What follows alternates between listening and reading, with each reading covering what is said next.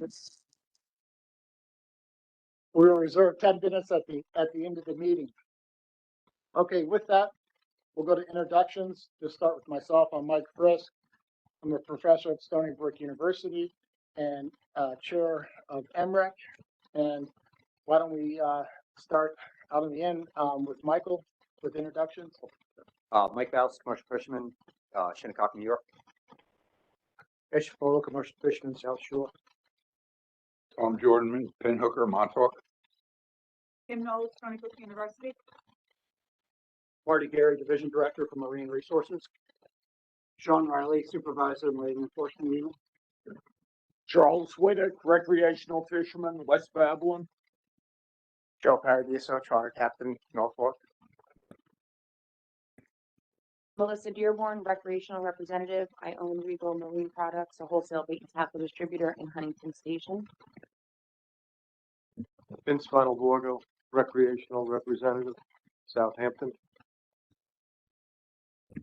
Mark Dijon, full-time party boat captain, Port Jefferson, New York. Okay, thank you, everyone. And today's agenda, we will start with approval of the minutes. That will be followed by a law enforcement update. That will be followed by an update on striped bass contaminant testing. Then a summary of the December Mid-Atlantic Fisheries Management Council joint meeting with the commission on an update on that. Then we will have a update on black sea bass recreational management changes, an update on horseshoe crab legislation, the 2026 quota distribution plans, preliminary 2026 commercial striped bass tag allocations, a regulatory update, and then a follow-up on the LaPointe report recommendations, and then we will have updates on meetings, important meetings that are coming up on the calendar. And finally, then we will have public comment and then issues for future meetings. Okay, so with that, I'll go to agenda 1 and ask, do we have any corrections for the minutes? Any motion for the minutes? This is the minutes for the November 18th, 2025 meeting.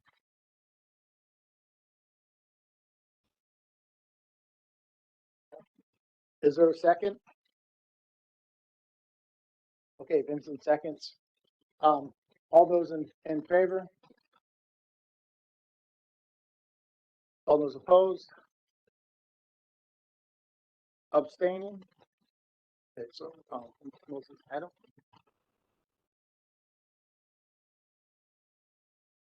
John?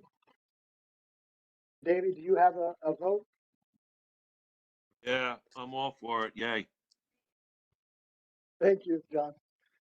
So, and I apologize, John Davey. Do you want to introduce yourself? I forgot that you were online when we went around. John Davey, commercial fisherman at Mount Sinai Harbor Recreation. Just doing my thing here, you know. All right, thank you, John. Okay. Then Sean, for the law enforcement update.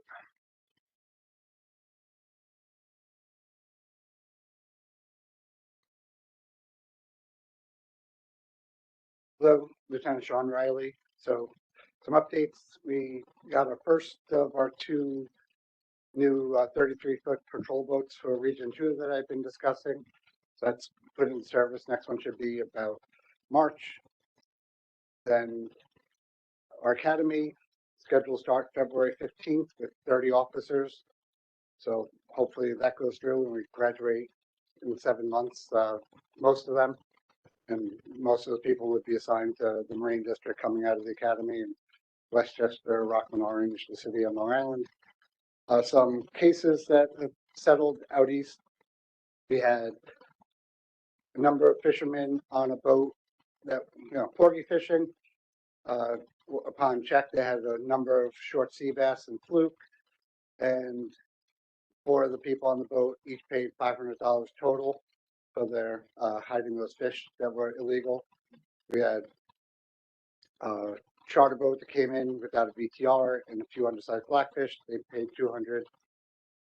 We had a shellfishing, no permit and uncertified over in Bellport, and we got $1,000 settlement out of them. And with some of the more significant, settlements we had in recent court cases. Okay, any questions from the council?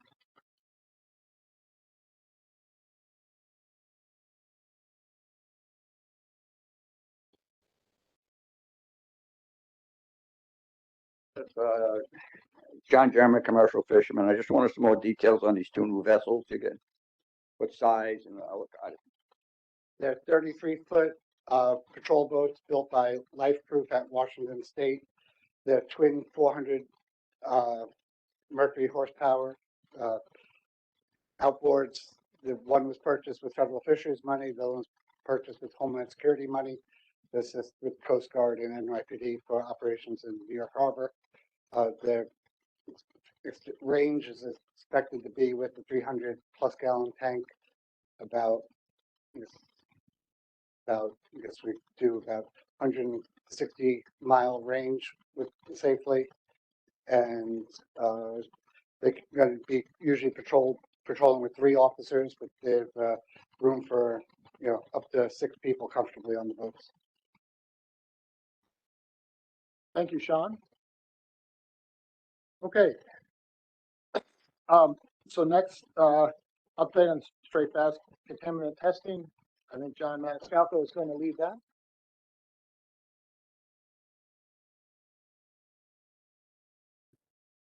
Thanks, Mike. Next slide, please. So quick bit of background. So PCBs, polychlorinated biphenyls, contamination in rivers and coastal estuaries led to testing of striped bass starting in the mid-1980s. PCBs are considered carcinogenic. They affect the thyroid and reproductive function and can impact fetuses. So sampling began pretty comprehensively in 1984 through 1994, every couple of years, and fishery restrictions due to PCB were first implemented in 1985 with commercial closure from 86 through 89 that also coincided with ASMSC concerns with stock and FMP restrictions. So commercial fishery began to open in 1990. This was limited, starting only fall-only fishery and also only on Eastern Long Island. And since then, seasonal restrictions have been relaxed, and currently our fishery opens on May 15th. But the Western Long Island Sound, west of Wading River, Western Atlantic, so west of East Rockaway Inlet, and New York Harbor all remain closed to commercial harvest. Next slide, please. So sampling was conducted in 2022 and 2023 monthly by area with a target size range of 26 to 38 inches, which matches our commercial size range. And then also focus on smaller numbers of greater than 30-inch fish. When the sampling was planned, the trophy fish concept was still something that we could consider. Cornell Crawford Extension Marine Program worked with commercial fishermen and for hire captains to collect fish following strict handling protocols and chain of custody requirements. And in addition to the flays that we took for contaminant testing, we also took biological data and samples that included size, sex, aging structure, genetic samples, spleens, which are for disease monitoring, and also stomach contents. So at some point in the future, when we have the funds, we'll be able to do some pretty interesting analyses, including putting individual striped bass back to their river system of origin. In addition to PCB, samples were analyzed for mercury and PFAS, and there's also some additional contaminants that was tested from the New York Harbor fish. Sample analysis was completed by DEC's Hale Creek Lab and contract laboratories. DEC's lab alone couldn't handle the volume of samples that we worked with. Next slide, please. So there were some small differences in the seasonal and spatial sampling between the 1990s and the 2020s. So the historic sampling was kind of done on a spring, summer, and fall basis. We sampled monthly, April through December, although fish were not always available in all zones during all months. And then the spatial sampling was adopted to complement current open and closed areas. So we didn't really need to sample the entire south shore of Long Island in two separate zones because it's largely been open. So again, we, collapsed those zones, but made sure we sampled the waters, west of East Rockaway Inlet, specifically, so that would be an area we'd be able to consider for opening at some point in the future. Same thing with Long Island Sound. In the original sampling, the entirety of western Long Island Sound from Wading River west was a single zone. We broke that up into two zones just in case there was a gradient of contamination. We'd be able to consider opening some part of the central Long Island Sound. So that's the ingredients for the differences in sampling zones. Next slide, please. New York Harbor was sampled on a pretty fine scale, but that data is not yet available. Next slide, please. So where are we? DEC has provided the data set to the Department of Health. The Department of Health will conduct its own QA/QC and health risk evaluation to determine whether consumption advisories need revision and to inform any regulatory decisions. So DEC won't be making any changes to commercial spatial restrictions right now. But as I said, we've turned all the technical data over to the Department of Health. DEC and DOH recognize that this is important and that stakeholders are eager for results. So the review by the Department of Health is a priority, but requires some cross-agency coordination and may take several months. DEC and DOH will provide updates as become available, and we're hoping that we might provide more information at our March meeting of MRAC. I think that's all I have. Thank you, John. We'll start with questions from the counselors.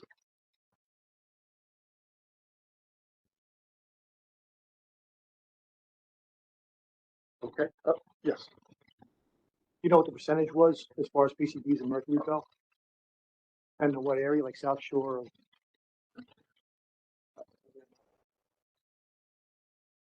Not sure what you mean by percentages. Yeah, so I mean, the original closures, all of the areas around Long Island were greater than 1 part per million. So as we said at an earlier meeting, those numbers have certainly decreased. But what is low enough and how the Department of Health will evaluate that data, that's not my area of expertise, so we have to wait.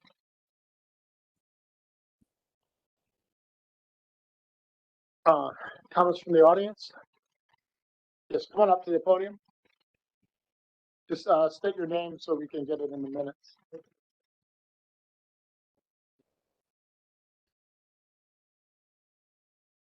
I just wanted to ask John, you said the New York Harbor wasn't done yet. What part of New York Harbor?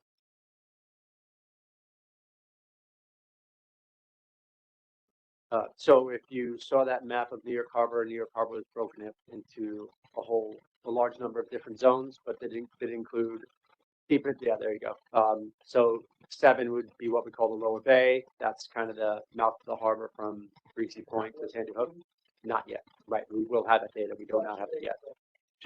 Jamaica Bay is also sampled separately and would be part of that New York Harbor data.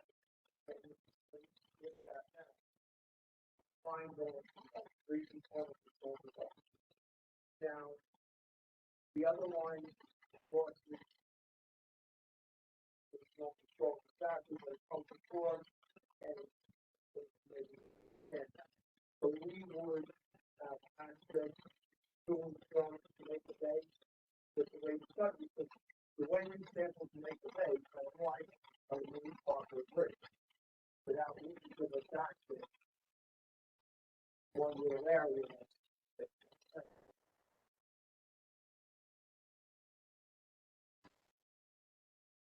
I'm not sure what area you're talking about. Can you turn your microphone on? When you speak. Because we want to be able to get your comments into the minutes. Okay, the way you have the map drawn, you got a green line, where the Marine Parkway Bridge is, right? So you're saying Jamaica Bay is inside, then you have another line, so you're making like Plum Beach, Sheepshead Bay, Garrison Creek, you're putting that into an area where you say it hasn't been tested. So how would we then get access if you're gonna close this, that, like the same thing before, where we can't drive with the tags on our boat. So of course, all those areas are currently closed. Jamaica Bay has been sampled separately from Lower Bay and which has all been sampled separately from the space, from East Rockaway Inlet, west to Breezy Point.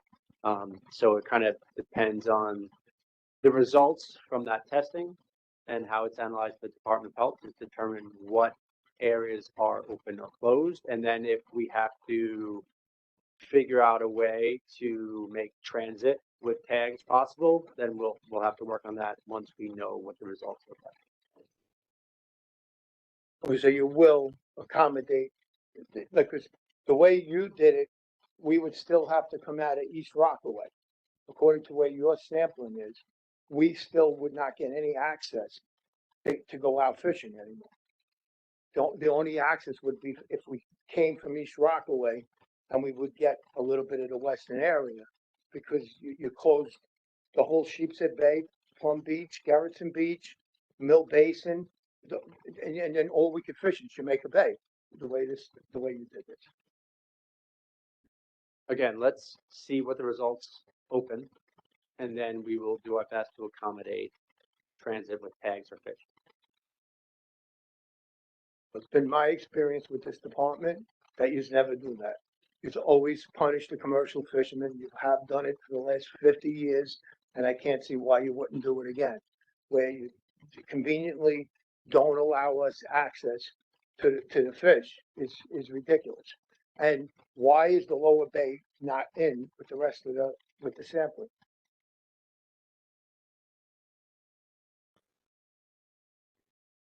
We had to break up the sampling just due to the spatial scope. So we broke it up into 2 different years of sampling. So Marine District, particularly the Ocean and Long Island Sound, was done in kind of 1 year of sampling, and the following year was New York Harbor, which is broken up. Even though it's a relatively small volume of area, there's 7, 8 different, more zones within New York Harbor. So there was finer spatial sampling in New York Harbor.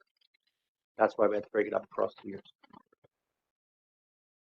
Well, I can understand that, but the question remains, we've been discussing this for years, that we need access.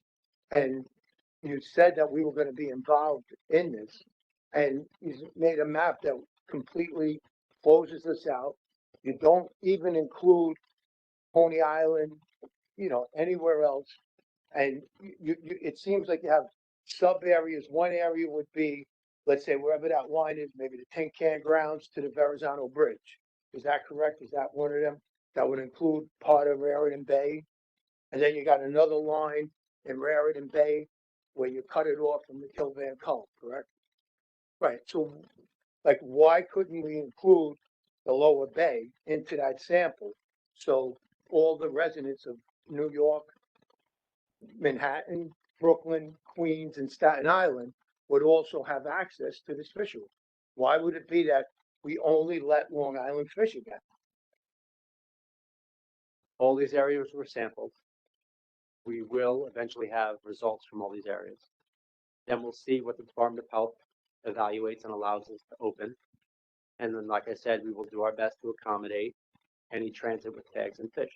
I can't even, until we have the results, we don't need to strategize about how we're going to potentially allow access to Jamaica Bay or vice versa. So we'll get there once we have the results. We can tackle this. With that being said, the area that's open, why are you over scrutinizing the area that's already been opened instead of the area that's been closed? And the way you did it, you're going over the area that's closed and you're not open, and you're leaving the area that maybe where the fish did clean up, but the cleanup that was done in the Hudson River, the fact that we know that there's been a cleanup of these fish, why wouldn't we try to open the area to the people who have been shut out for the last 40 years first, instead of giving it to the people that have already been open? We sampled Western Long Island Sound separately. That is currently closed. It could be potentially open. We sampled the area west of East Rockaway Inlet separately. That is currently closed. That can be potentially open. New York Harbor is closed.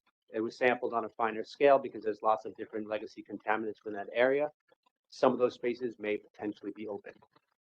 And like I said before, the manpower necessary and woman power necessary to complete all the sampling required that we broke it up into 2 different years. Again, you're looking at a map that only looks at New York Harbor. The earlier maps showed zones all around Long Island, including areas that were closed, that were also sampled in year 1. So then what I could take from this meeting is that if the area is open in Jamaica Bay, Breezy Point, and so on, that you're gonna allow us access to and from in the first regulatory process. You're not gonna say there's no there's no going in and out. So you're gonna allow the people of New York City the access to this fishery again. Again, once we know if we can open areas, we will do our best to accommodate transit with tags and fish. That's all I can tell you until I actually know what I'm dealing with. All right, so we're gonna have to wrap it up. I understand, and you understand my point is that they said they were gonna give us an opportunity to have this fishery. Most of us are over 60, some over 70, haven't fished for 40 years. And all we're asking is to be able to go fishing. And they still do another study and they don't even consider that fact. And they're more worried about the people that are already open. Okay, do we have other comments on this issue? Okay, all right, so the next agenda item is a summary of December 2025 joint council and commission meeting. Is that John, you too? Okay.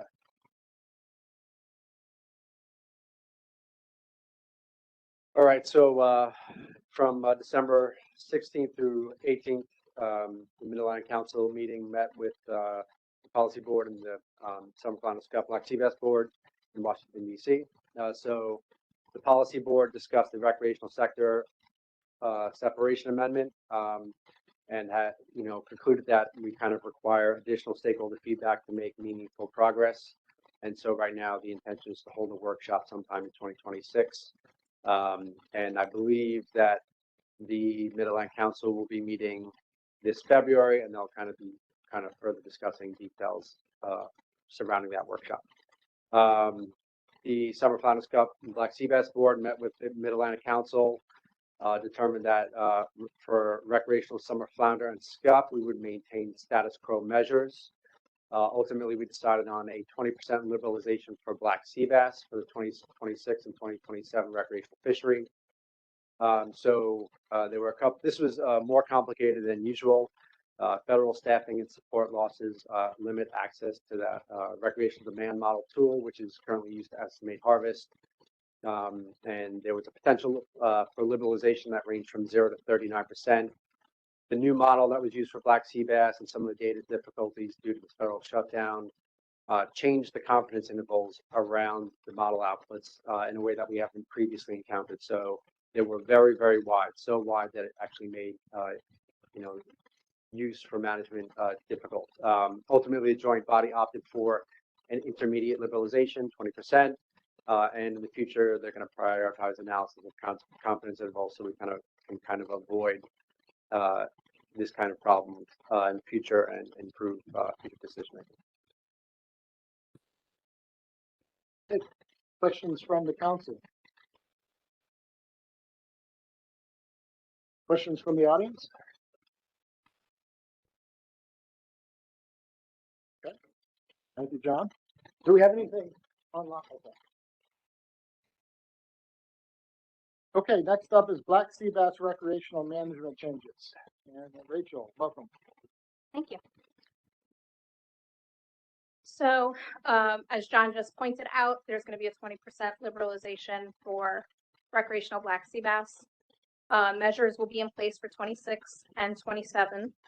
DEC has distributed an electronic survey that I'm sure a lot of you saw. It was aimed at collecting information on angler preferences for the liberalization. People who took the survey were asked to rank the following 4 options in order of most important to them and least important to them. So we had decreasing the minimum size limit, implementing an earlier season opening, increasing the summer possession limit, and increasing the fall possession limit. So this is the first time we are doing an action since Addendum 32 was adopted. And that language is that in the event that a region is allowed to liberalize harvest, states will develop their measures in a manner that collectively reduces intra-regional disparities. So for example, states with relatively restrictive measures as determined by the technical committee based on performance should be allowed a larger liberalization, while states with relatively liberal measures should take a smaller liberalization or remain at status quo. So we are currently working with coastal and regional partners to that end. So the results of that survey, we received over 2,000 responses. We received 7 responses from the bait industry, 138 from the for-hire industry, and then 1,915 recreational anglers. Out of all those responses, there were 1,206 that listed decreasing the size limit as their top priority. However, all of the, everyone ranked priorities. So kind of looking at big picture, how everyone ranked everything. Again, decreasing the size limit still had the largest chunk of that pie, with the runners up being that earlier season opening and increasing the summer bag. Those were kind of tied as the secondary preferences. I did look at this by industry. I looked at it by water body that people identified was their primary area they fished. And I also looked at it by, whether they were from shore, whether they predominantly fished party charter or private boat. All of those pie charts looked exactly like this. So across the board, decreasing the size limit was the preferred top 1 priority. Next slide. So this is context for some of these regional negotiations, and I just wanted folks to be aware of kind of what we are up against with negotiating with the states in our region, which are Connecticut, Massachusetts, and Rhode Island, but also with the other regions along the coast. For New York to drop down to a 16-inch limit, that's a 25% liberalization. To drop down to 15.5 inches, that's a 55% liberalization. And then a May 22nd opening was a 4% liberalization. So I just, we're going to have to do a lot of negotiating if we want to achieve what folks are identifying as the primary need, which is to bring that 16.5-inch size limit down. So we're still in talks. If you could go to the next slide. This is kind of the timeline for everything. That survey went out from the 12th through the 19th. And we have, now that we've identified preferences, this Friday we have a Thursday we have a technical committee meeting. And the purpose of that meeting is to decide how that 20% liberalization will be spread throughout the regions. And, we'll probably be looking at proposals from everything to every state just gets 20% even across the board to, more dramatic shifting of percentages along the coast. The February 4th board meeting, that goal will then be to, once the TC has identified proposals that should go to the management board, the management board will vote on those at that meeting on February 4th.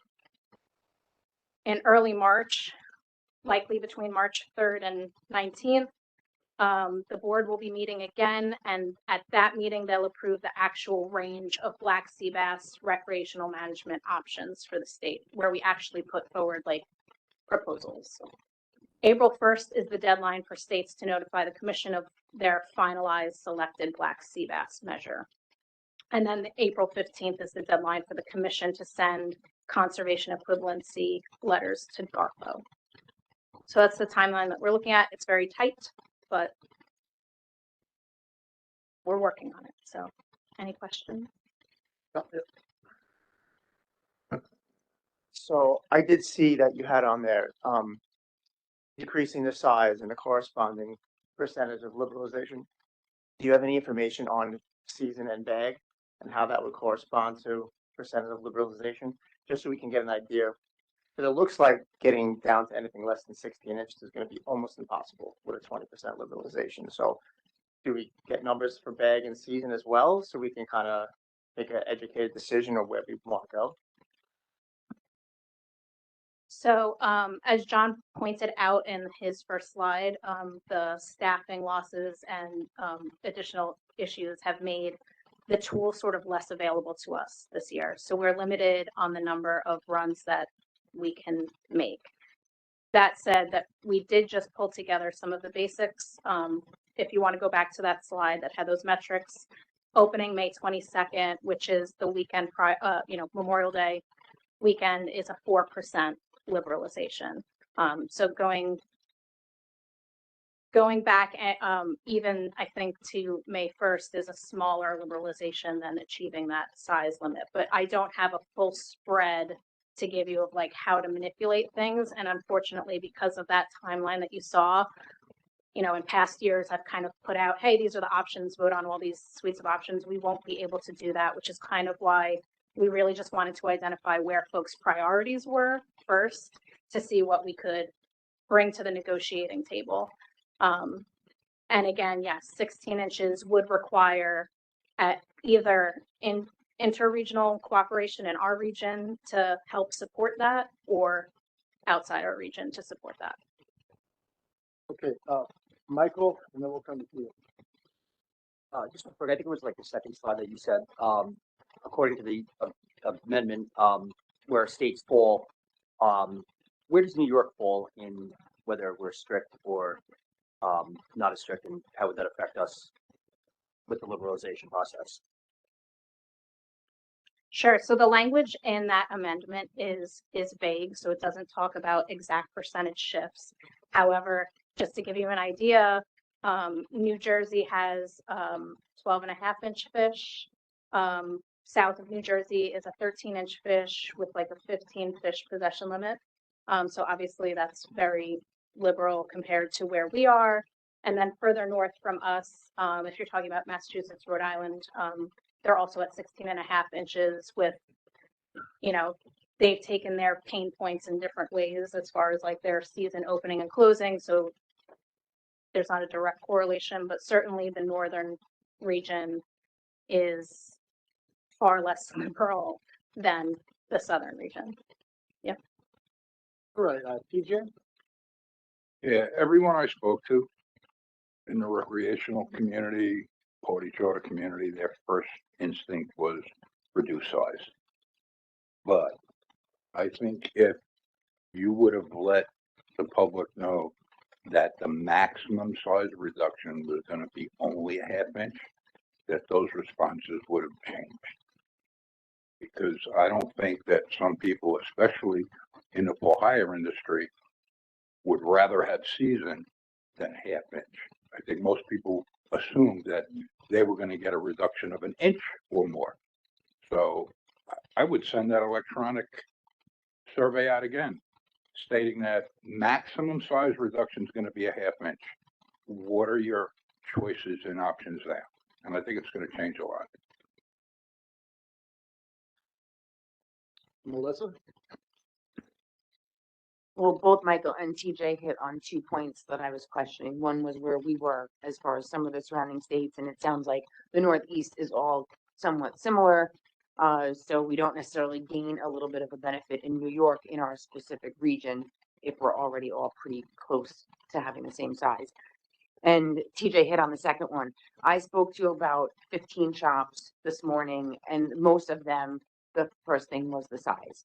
And then I would say that was about 75%, 25% was to go with the season as their first priority. But again, they were all saying 15, 15.5 inches. So I agree with you 100%. If you knew that at best we might get a half an inch, and even at that, that's only getting a little bit of leeway from some of the other states in our region, that response might have been different when you say that you might be able to open May 1st, which is a very generous increase on the season compared to just doing a half of an inch. So I agree with you. I think those responses might be a little different if you knew it was only a half an inch. But I do at least concur with your results with some of the shops I spoke to, that it was between those two options that we would like to see either an increase in season or a decrease in the size. Charlie?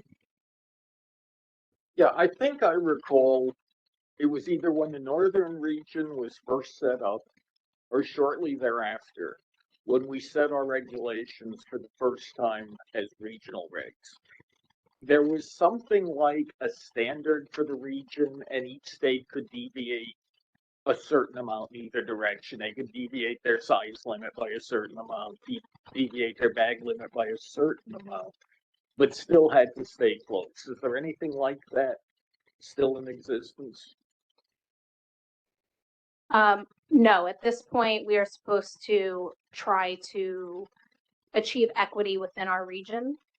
And then Amendment 32, which was adopted, which added additional language, which is we're trying to achieve equity along the coast. Okay, thank you. Additional question, Mark?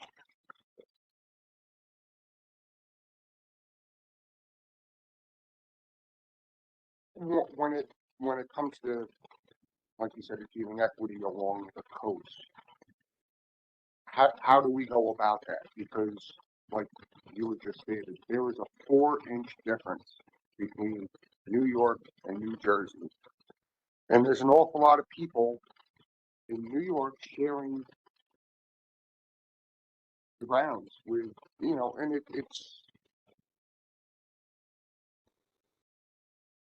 it's hard for me to look at the liberalization and like not see a significant reduction in size. I'm not really, like, I'm trying to bend my mind around that. I don't know if that makes any sense to you. I know where I fish, I know how hard it can be a lot of the time to come across 16.5-inch sea bass. They don't grow on trees. 16-inch sea bass don't grow on trees. So is it really a liberalization if we can't keep them anyway? Do you understand what I'm saying? How is this a liberalization if we're still not going to be able to keep the damn thing? Can anybody answer that? So, based on the outputs of this decision tool that we're given access to, that 25% liberalization would means that yes, we will be harvesting more fish at that size limit. But I totally hear your frustration and understand. I was hoping that these numbers would take us farther than they would, and the reason they don't is because there's so much fish here. So that's part of the reason that it doesn't go as far. And I understand. I hear what you're saying. I understand.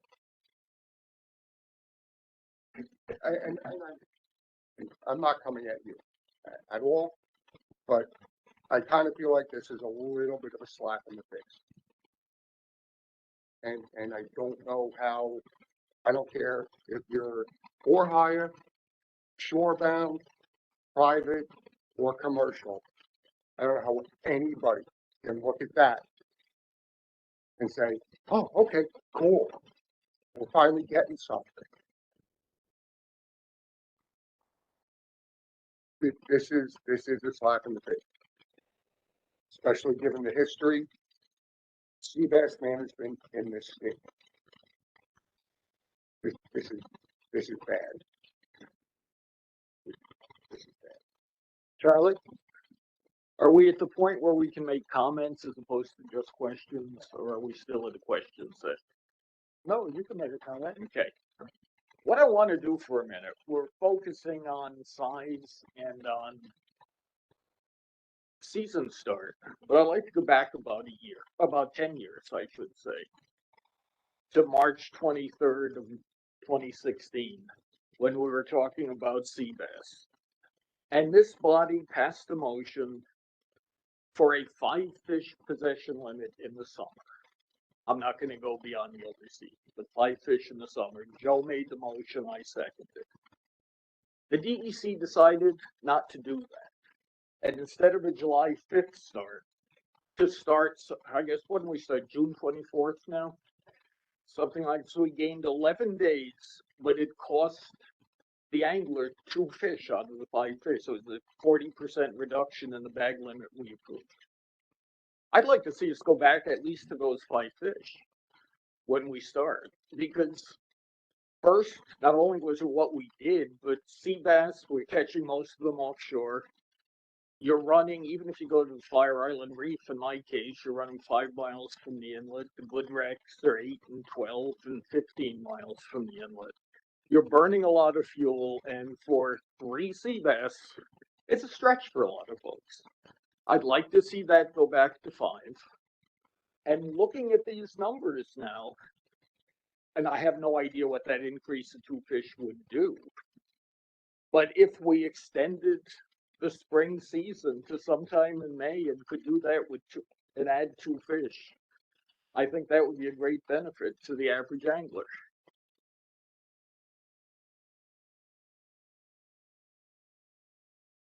Joe? I think what happened, and I think we have to realize, and going back to what Charlie said, is that for those years, 2016 that was, we were taking reductions and reductions and reductions every stock assessment after stock assessment. We kind of got ourselves into a position where we kept increasing the size to get into those cutbacks to reduce, the percentage. And we got to a point now that we're like, oh, we're fishing on a fish that's almost, uncatchable in some areas. Now we're in a position where it's so hard to get that back, right? 25% is only a half inch, blah, blah, blah. And I think a lot of that you have to think about Magnuson. There is a surplus of fish out there that we do not have access to because of handcuffed by Magnuson. And there's where the problem lies. Okay, so it's not like, we're just messing around here trying to figure out what we can do with 20%. But looking at this, I mean, I would agree with Charlie. As if we can get a couple extra fish in the bag and maybe get some season out of it instead of going down by a half inch, I think that's the way we should think. Charlie? Yeah, I'm going to take this in a slightly different direction, as Joe mentioned Magnuson. One of the things we should be looking at with sea bass, and John alluded to it a little bit before, was the size structure of this population is getting a little strange. We had the recreational demand model that came out at the last meeting, and it was showing that almost all of the fish were 5 years and younger. 4 years and younger. That sea bass, I think the last stock assessment said that 50% of the fish mature at 8 inches and about 2 years old.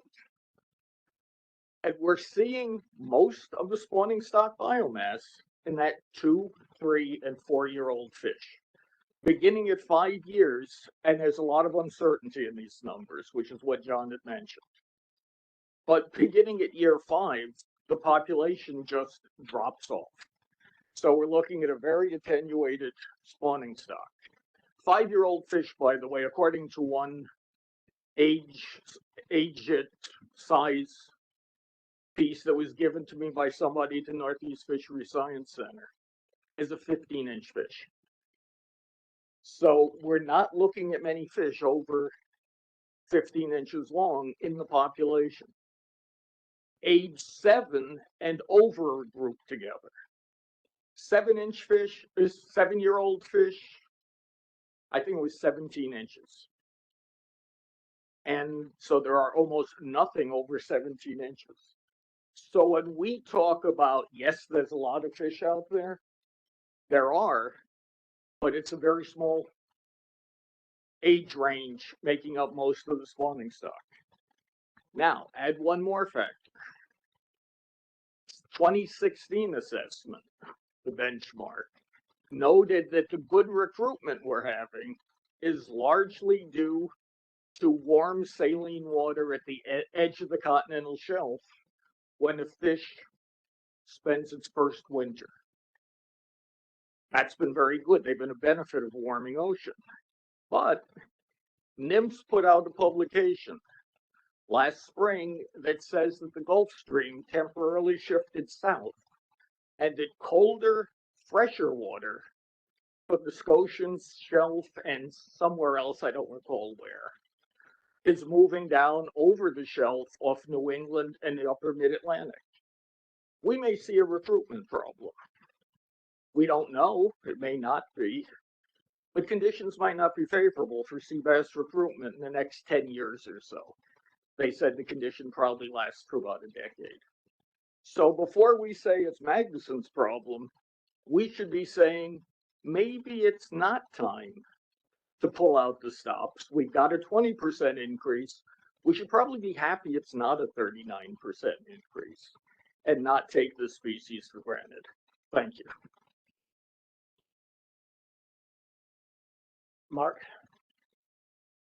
Just a couple follow-up questions on that.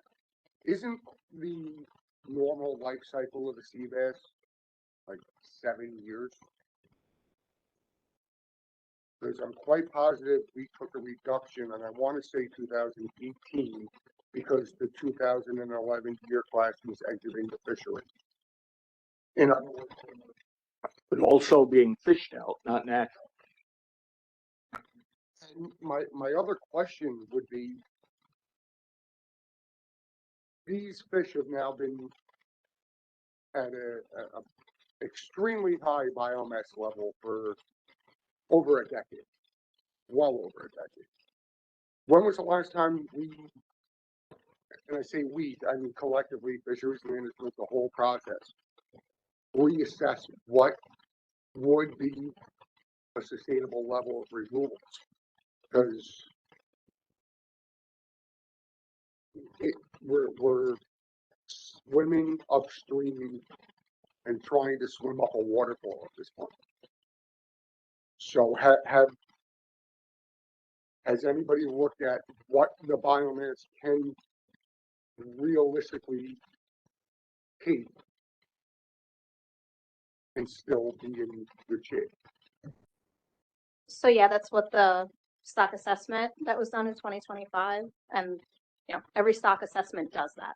It takes the biomass levels and all of the indicators and spits out, this is the total allowable catch that the population can sustain, and then that's partitioned out between the commercial and the recreational sectors. Then they take out discards, and then they say this is your number. So that assessment is done on those population indicators every time it's done. Is basically, does it say, okay, this is how many fish we have available, we can take 20% of them and just always use the same percent? You know what I mean? Or does that allow, we're still up over 200% or whatever the number might be, and we maybe bring that up to 30%? Because it's, again, trying to bend my mind about. So the math is complicated. It is not a set percentage, but it is trying to calculate the maximum sustainable yield every time. So the max of that population of fish, even at that biomass level, that they can take out. Okay, Melissa, Just one quick question, back to the regionals where you said that depending upon how conservative or is there any negotiation across regions, or was that just within a region? It's both. So yes, we are, that meeting that we are having this Thursday is specifically to address like between all of the regions that split and different proposals. Okay, so just before we go to the audience, Marty wanted to make a comment. Thank you, Mike. Thank you, Rachel, for the presentation. So before we go to the public for their thoughts, yeah, I think if I understood how Rachel laid out the horizon here, so the technical committee is going to meet next week, this week. So, and then the commission is going to meet winter meeting. And then we have one last step, which is, it all comes together, I guess, the policy board the following week, right? The joint policy meeting, is that, or are we going to be completed? We're going to complete the process at the winter meeting. Or March will be the time. Okay, so we're still on a short timeline, but I just don't want to miss the opportunity because we have the survey. Survey had a pretty overwhelming signal for the reduction in minimum size. However, everyone picked up, TJ and others agree, given the magnitude's only a half inch, there seems to be now some other options they want to look at. So it would be good to emerge from here. Maybe we can't do it, but if the council can do their best job to provide staff with an understanding of where we think the stakeholder community wants to go with our available options. And I don't know about the efficacy of getting out, as TJ noted. Is that something you can comment on, Rachel, whether or not we can do a follow-up given his comments? Yes. So, I mean, what's really great about a ranked survey is that if you take out option one, the rankings for all the other things remain. So, I mean, that survey said that if we can't do the full size limit, then people wanted to see an earlier season and a bigger bag in the summer. Does anybody disagree with that? Because those two were tied at second place, which says to me that most people want to see both of those things. Okay, that's really good, Rachel. So that means maybe we don't TJ have to redo it. We have sort of some sense of that.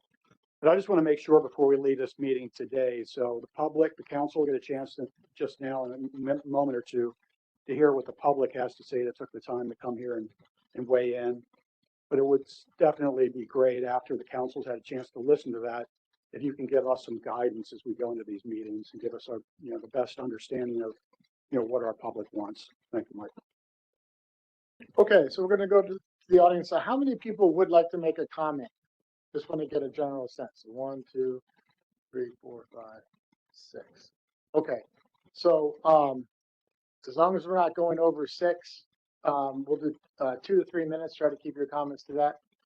You had your hand up first. The gentleman behind you, actually. Yes. Yeah, come on up. Yep.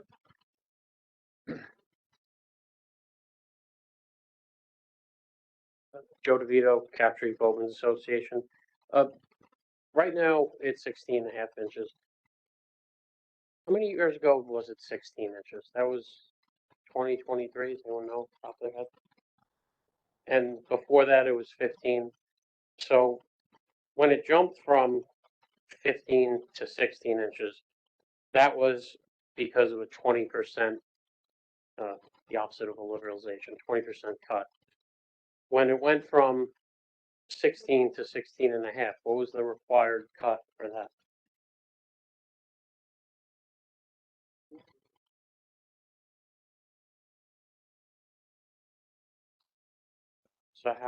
So my question is, Joe, just so we can get it into the minutes, Joe said that he thought it was a 14%.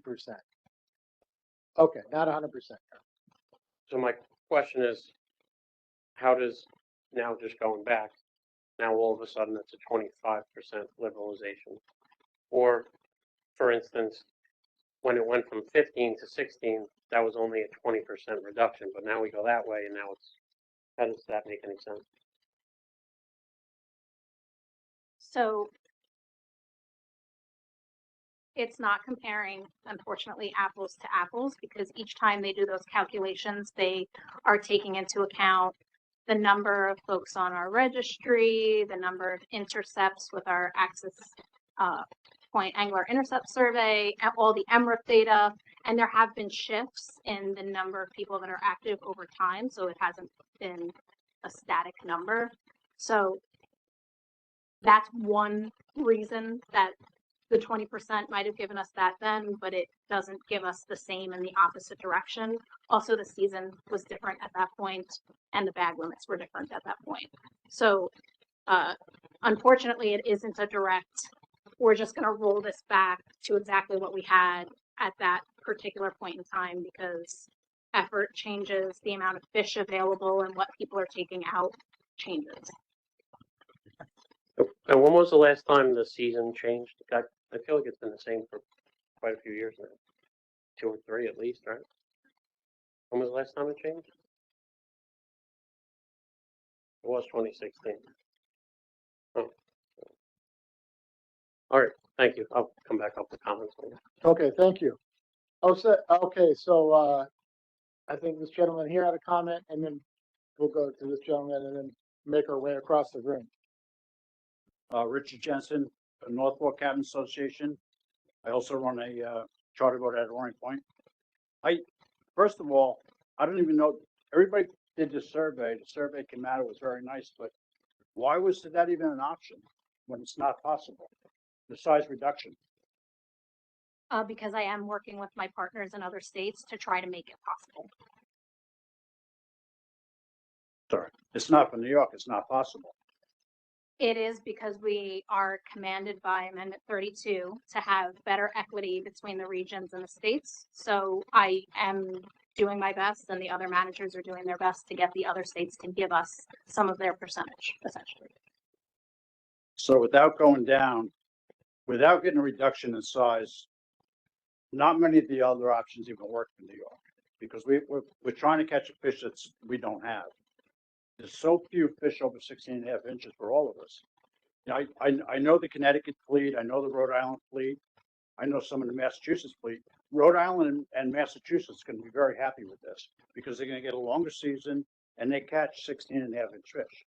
Jersey's going to be happy with it because they got a 12.5-inch fish and they're going to get a longer season. So New York is really going to gain nothing, you know, when it comes right down to being able to keep more fish. The longer season is fine, but if we don't have fish that are within the size that we catch, it's doing us no good. That's just my thought. Thank you. Go right here. Yep. Then after him, we'll come over to you. Mike Beatty, Captain Stable Charters at Greenport, New York. I have a lot to say in agreement with what Richie just said too. Is look, I appreciate the options of maybe having a longer season or a larger bag limit, but if we can't catch 16.5-inch fish already, how does that help us? That doesn't really get us anywhere. I look at my records for the last 8 years, and as soon as that 16-inch minimum went into place, we used to catch and keep approximately 50% of the fish that we caught. As soon as those regulations went into place with that 16.5-inch limit, we wound up dropping to below 20% of the fish we caught actually legally able to retain. So I'm not quite sure how this type of change is going to help us at all. If we can't get something, you know, in a negotiation, let's say with the other states, and most likely from New Jersey, it looks like, you know, we're facing the same exact problem next year too. And that's going to not only hurt us in terms of our businesses, but it's also going to hurt the fishery too, because we all know that most of our, you know, better fish are coming from really deep waters, and those are areas where the discards, if you don't vent them properly, and even when you do vent the fish, there's a lot of mortality. So I don't see how that helps the fish to sustain itself either going forward. Okay, thank you for your comment. Okay, I think this gentleman in the third row there.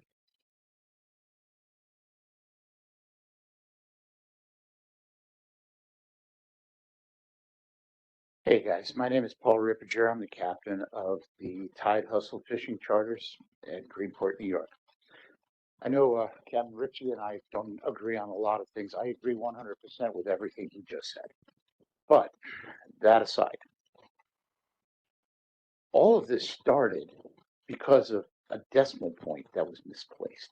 If you go back to wave 4 of 2015, the average individual fish that was reported caught by the party and charter boat industry was 29.76 pounds. There is no sea bass in the world that weighs that because nobody ever bothered to change that mistake we're now where we are now. When I brought this up to Mr. Gilborn, when he was the director, he said, oh, the public wasn't supposed to see that. So here we are. I have a question. I know we're using conservation equivalency now to come up with whatever we've got now. Why not?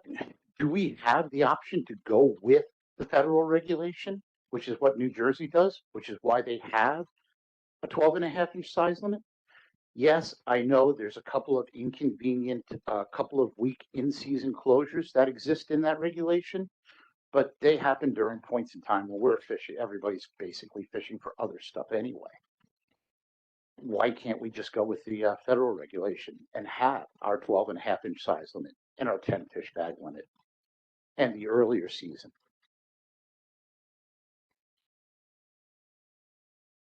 We are legally required to do a liberalization within the whatever is established by the joint ASMFC and Mid-Atlantic Fishery Management Council. So whether it's 20% or if we, through negotiations, get some different percentage, we still have to meet that.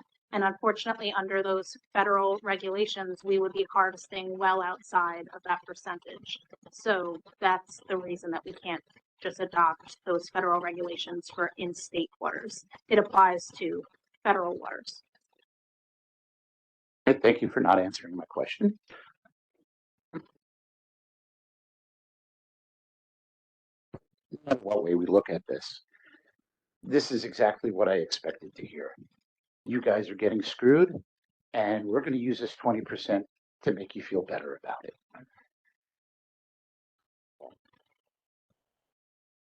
Okay, thank you for your comment. Yes, the third row. Nick?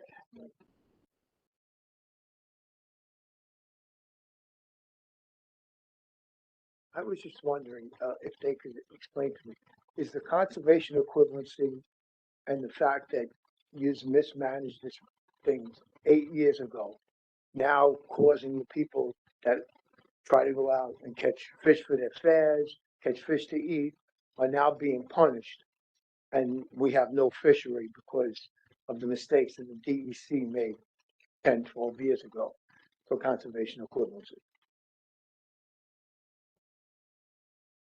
I'm sorry, can you say that one more time? Well, the whole thing is conservation equivalency is a word that was created and invented by the Atlantic States Marine Fisheries Commission. It didn't exist before you guys made it up. And what that leads to is unlimited discard mortality. And so the very premise of the Atlantic States was fish were food. Okay.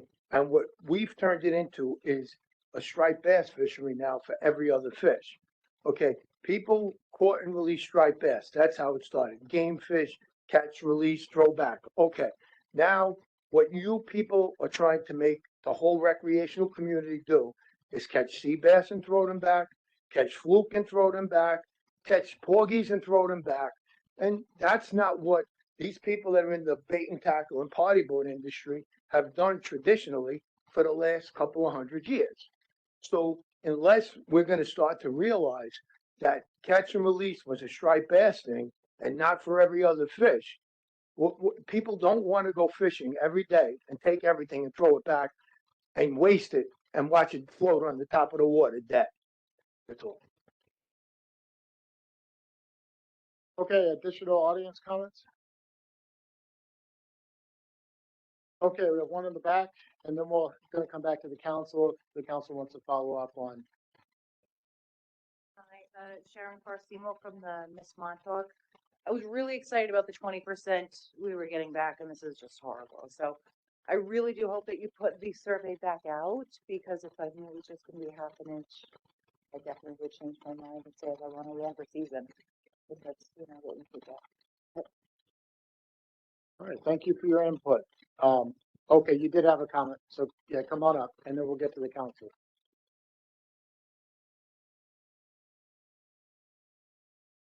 Joe DeVito again from Capri Boatman's. Just like she said and what TJ said, yeah, I think, when I saw 20% liberalization, all of us, we spoke at Captree, we were excited, and then now this is not so much. So I think if we knew that the size decrease was only half an inch, probably would have answered differently. If there was a little more details in the survey or whatever. So yeah, I mean, we're not thrilled with this. Just curious, if we did something with it's totally different, but with the stripers, the circle hooks, right? If we did something where we put like a one hook rule in place or something like that, would that, because that, at least for New York, like you can only use one hook when you fish for sea bass. Could we do something like that that would maybe cut down on the discards, and then we could bring the size limit down more or something like that? So with all of that would be a conservation equivalency proposal. We're saying we're doing something that's achieving the same thing as, a 20% liberalization. We have to show the technical committee the data to support that. So it would essentially take like a pilot study to look at, okay, does one circle hook actually get you a reduction? And then we'd have to show them that as evidence to suggest the change. But if you don't have any actual data to put forth to show numerically how that would pan out, the technical committee isn't likely to approve it. But just to be clear, I wasn't suggesting the circle hook, just one hook, that's all. But okay, yeah. So I guess for us at Captree, yeah, we would. I don't really have an exact opinion. I want to see what the other options could be. Just what it would actually be. I mean, we would definitely like an earlier seasoning opening. That would be good. Yeah, if it's only going to be half an inch, I guess something like that. And then also, wave 6, November, December. I know that's a very minute part of the fishery. We wouldn't mind that bag limit to go up a little bit. I don't think it would take much away from anything. So.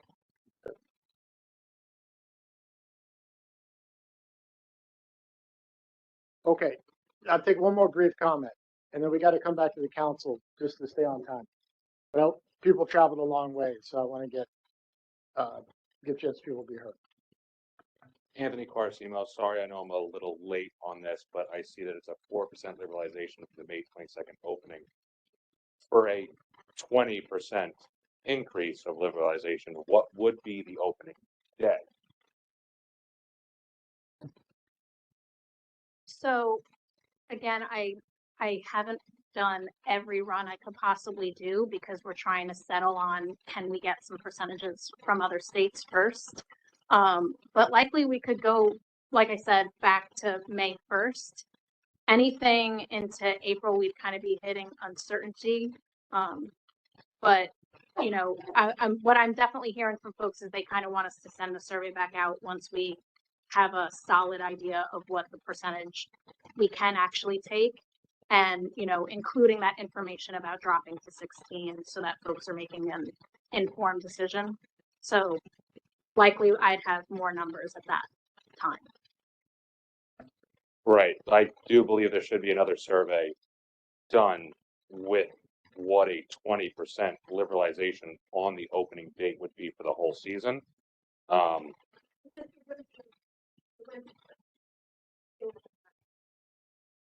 Well, how much?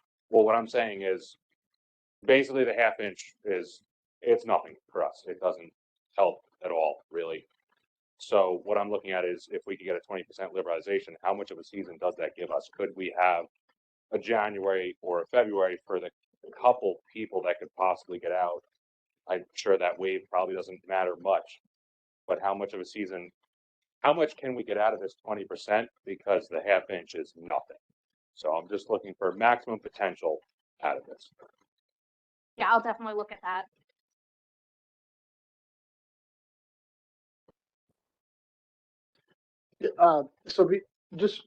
So we're going to bring the conversation. We'll end this topic with a conversation from MRAC. But I have a question for Rachel. What's the timeline that you need to have this information to make the management changes? Is this something that we'll have time in March to come back to this, or do you need to have this wrapped up before then?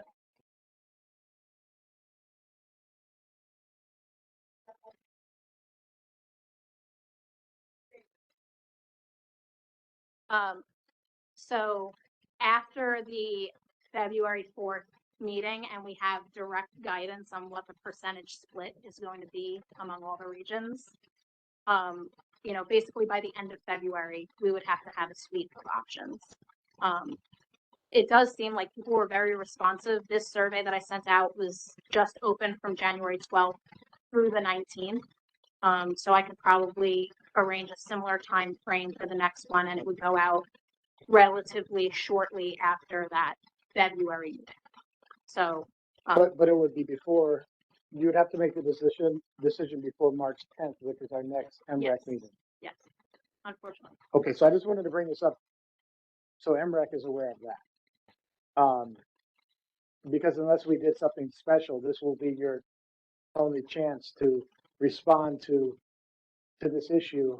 And then the survey, if you do a new survey, the survey results would come back and a decision would have to be made before our planned meeting in March.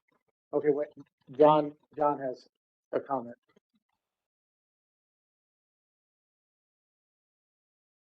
So, I mean, looking at the timeline, sometime in March, there'll be a Summer Finals Cup Black Sea Bass board meeting, which is approving the range of options.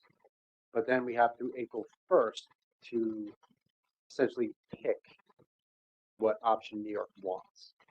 So I think by March 10th, Rachel would have a pretty good idea of what our possible options would be.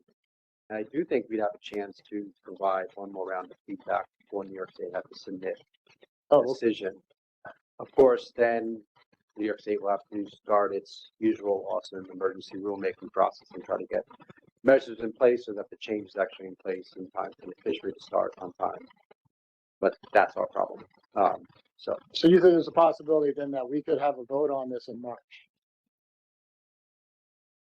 Because, hearing these concerns, but TJ wants to start, but you're good? Okay. MREC, to end this out, do you want to make a comment? Start with Joe, then Melissa. Just a thought. I hear the audience's opinions and I see that some people want to work on the size. Some people would rather see season if it only equates to a half inch and 20%. I have some faith that we'll be able to work with the other states that 5% could get eaten up and we could go to a 16-inch fish. I could be wrong, but I do have a little faith in that process. But so the question is do we just take that and bank on the fact that the next stock assessment, because the stock is pretty healthy, that we make it another liberalization at the next stock assessment and work on the size again? But we've gotten so out of control with the size on these fish that we need to start banging that back a little bit. Not so much worry about season and bag right now. Maybe just get that size down now, get another stock assessment. If there's another liberalization, whether it be 20%, whatever, bring it down again. So down the road, we can actually fish on a fish that's catchable. Do we go that route or do we just want more season and stay at a 16.5-inch fish and keep shooting ourselves in the foot year after year? And then if for some reason we have to take another cutback, where do we go after that? We're already at a 16.5-inch fish. Where are you going to go? If you had to take a 20% reduction, 20% reduction, now you have a 17-inch fish. So it's tough to figure out. So I think we need to get more opinions from people on in the industry and the community. Melissa? I did have a question for the public comments that came from like Orient and Greenport. So I know you guys, because you came up from Montauk and you guys both said you'd rather see it go, a half inch wasn't worth it for you. But for those of you on the east end, you were more concerned that 16 wasn't even possible because it was at 25%.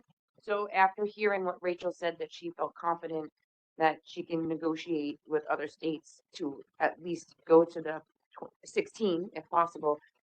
Were you opposed to that half of an inch? Was that not enough for you? Because I just wasn't clear in your comments and I was just.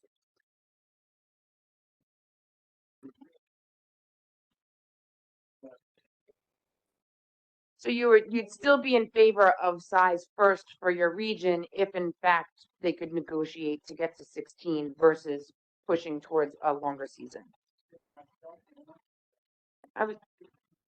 No, I understand.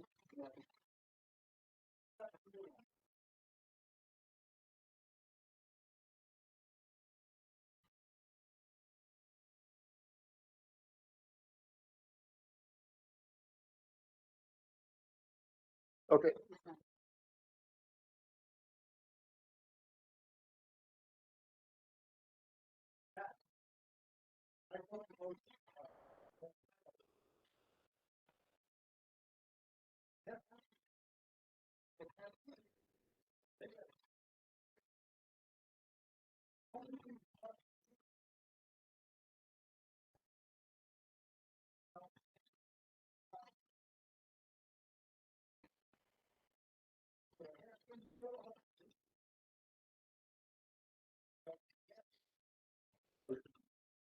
Okay, so this is, yeah, a brief comment. Come up here, because we're not gonna get your comment into the minutes if you're not going through our PA system.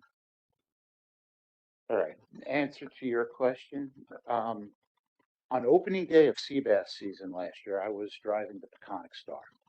We had a special sea bass trip. I had 37 passengers on the boat. We caught approximately 1,800 sea bass. The first drop that I went to was a wreck on the south side of Plum Island. I looked out my wheelhouse window and saw every rod bending. I was excited to see what was coming up. Out of those 1,800 fish at 16 and a half inches, we had 7 legal fish. If the size limit was 15 inches, we'd have had about 15 legal fish. If the size limit was 12 and a half inches, we'd have probably had about 60. Most of the average fish that we were seeing were in the 8 to 11 inch range. Okay, so I think we're gonna try to wrap this topic up, but I think we're gonna come back to this. CTJ has a comment. I did have a question for Rachel. Is this a 1-year or 2-year rulemaking? 2 years. Okay, so it's a Joe, just because of your comment, it's a 2-year rulemaking. So, yeah, just sitting out. We're gonna go to TJ, but it looks like we're gonna come back to this issue. It looks like there's gonna be another survey. So I think after TJ's comment, we're gonna move on to the next, agenda item. I just have to respond to you, Joe, about having any hope for relief after the next stock assessment. The black sea bass fishery and its stock assessments have received more curveballs over the years than any other fishery.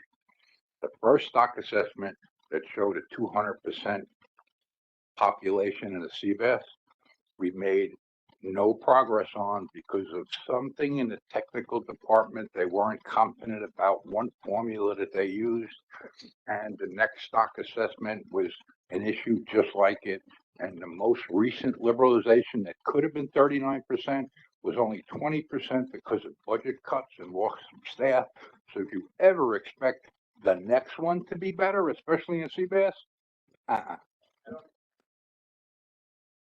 But to go to that, I still have a picture of a van that drove up on the sidewalk in front of the Solmass building that said, Black Sea Bass 240%. Anyhow, so, okay, final comment, then we're gonna take a 5-minute break and then, move on to, horseshoe crab legislation. Okay, really quick, it's just a question and then a comment. How many proposals are you allowed to ask for? So they've asked us to limit it this year. They didn't give us a hard number. I honestly think that most of their requests was because Rhode Island submits like 80. So I think they were just asking them kindly to walk it back. But I would imagine we'd still be able to submit at least 10 proposals this time around. But yes, they did ask us to cut back because of staff capability. So yeah, that being said, besides obviously looking at something that's 16, where that's probably all you can get, I think we'd like to see some combinations of earlier season coupled with an increased bag limit also in some of those plans. But also if you could keep in mind that if you're not going to get, if we're not going to be able to approve it until April 1st, and then you have to go to emergency rulemaking, it might not make sense to look at something too early, because what is the sense of doing it and taking a percentage to open April 1st or in March, if in reality you can't even get the reg on the books until sometime after April 15th. Okay, well, we're going to take a 5-minute break and we'll be back with horseshoe crab legislation.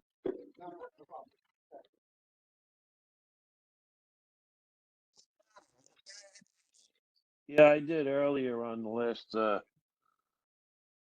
thing that you guys were talking about, but it's useless to even speak about it. So for me, don't worry about it. Well, we're gonna bring that at the next meeting back, so you have a second chance. Okay, Right. so our next agenda item is horseshoe crab legislation.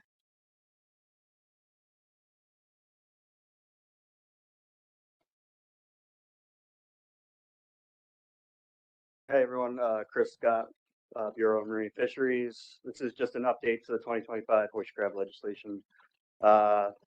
December 19th, 2025, Governor Kathy Hochul signed the bill into law. What this bill does, it extends DEC's authority to regulate the management of all crab species through December 31st, 2029. Prohibits the take of horseshoe crabs from New York State waters except for scientific and educational purposes beginning January 1, 2029. And the bill directs DEC to restrict the horseshoe crab quota each year until the 29 closure date. So 2026, our limit will be 112,500 crabs. That's 75% of the 150,000 crab quota. There'll be a 25% reduction each year. So 2027 will be 75,000 crabs. 2028 will be 37,500 crabs. So that's what the bill does. Next slide. So our current management structure will remain under DEC until the closure date in January 1, 2029. So that includes permits, permit reporting requirements, and our quota management plan. We will continue to maintain compliance with ASMFC's fisheries management plan for horseshoe crab. We acknowledge that there are limited alternatives to horseshoe crab for bait in the whelk pot fishery. DEC and CTUC Environmental Association are supporting Cornell Cooperative Extension to conduct a laboratory research study on whelk behavioral responses to various alternative baits. This project is just getting underway now. The initial results of the laboratory study are expected early 2027. Once we have the results of the laboratory study, the intention is then to work with commercial permit holders to test these alternatives in the field and essentially do a field study, hopefully directing us in to an alternative that is more feasible than horseshoe crab. In addition to this, DEC is going to continue to support the New York Horseshoe Crab Monitoring Network in partnership with Stony Brook University and Cornell Cooperative Extension. And this survey assesses spawning activity, survival, and movement of horseshoe crabs throughout the Marine District. We are going to have a published peer-reviewed, findings are going to be published in a peer-reviewed journal later this year in 2026. And that's all I have on horseshoe crab. Okay, thank you. And just before we start the conversation on horseshoe crabs, I just want to point out that, MRAC, we did vote to have a letter opposing this bill. That letter was voted here. It was sent out. And essentially, this has been taken out of our process, right? This is the legislature and bill that was signed by the governor. And I just wanted to make that comment at the beginning because we are an advisory body. We provided our advice, and this particular issue, it's basically out of our hands in terms of the legislature process. But with that, I open it up for comments from MREC members.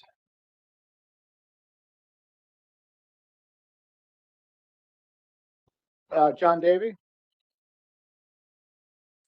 Yeah, I mean, I don't know what to say. I mean, it sounds to me like we don't even have a leg to stand on here as far as the council goes or the DEC when they go and make rules without our input. And, you know, we should write them a letter as well, you know, write the governor that she's a flip-flopper. You know, last year she didn't vote for it, this year she does, and it's all political. It's nonsense. It's got no scientific backing whatsoever.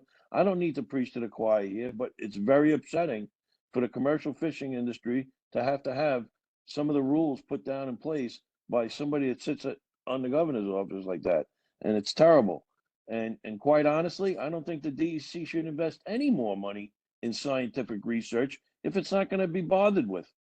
So why are you going forward with any more scientific research on it? It makes no sense whatsoever. And how come we don't get our full allocation in the beginning and start from there going down? So these are all different things that we should go. We should have the full allocation from the federal government, and we should start from there and get whatever we can for the next 3 years, because this is nonsense, absolute nonsense. And I don't know what else to say. I don't think anybody in that audience there is going to disagree with me. I wish Adrienne Esposito was there, because she's the one who put her head behind this, and she destroyed a commercial fishery just on her own. It's nonsense. That's all I got to say. Yeah, thank you, John. And some of the concerns about fishery management and science were in the letter that his body sent. Additional comments from the council? I don't know whose hand was up first. TJ? I just have a question. It might seem silly. Do conch identify prey only by smell? It's a key sense that they use to identify prey, but they'll visually, if they see something, they'll investigate that as well. This laboratory study is it's a two-stream flume, essentially. They're in a contained environment, and they're only exposed to the scent. There's no visual. Well, maybe something you could add to the program. I saw something somewhere recently about the use of light in crab traps that was being successful, and maybe some study of light in conch traps might know. You get no. Gonna get an answer right here.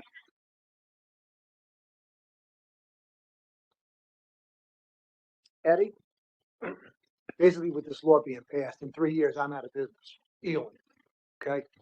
I've tried all kinds of different baits with eels, from green crabs to blue crabs to, you can catch a few in the spring with surf clams, but that's it, all right? So basically, I'm done come 2030, because I'm gonna put it in the freezer and I'll have a few to play with, but I'm out of business. So after that, what do I do with my eel gear? Burn it? So I don't know what other alternative baits you're gonna come up with. I'll try them and play with them, but without a horseshoe crab, basically you're done. As far as conch fishing goes, I've tried alternative baits there too. I know what works and what doesn't work. However, nothing works like a horseshoe crab. That's the bottom line. But I feel as though we kind of got the short end of the stick on this whole situation, even though we put our best foot forward and try to come up with an idea or told them no, because there's really no need for this at this moment in time. But anyway, that's my feelings. I do agree with John Davies as part of it too. You know, we kind of got the short end of the stick here. Thank you. Okay, other comments? If we don't have other comments from the council, John German would like to make a statement.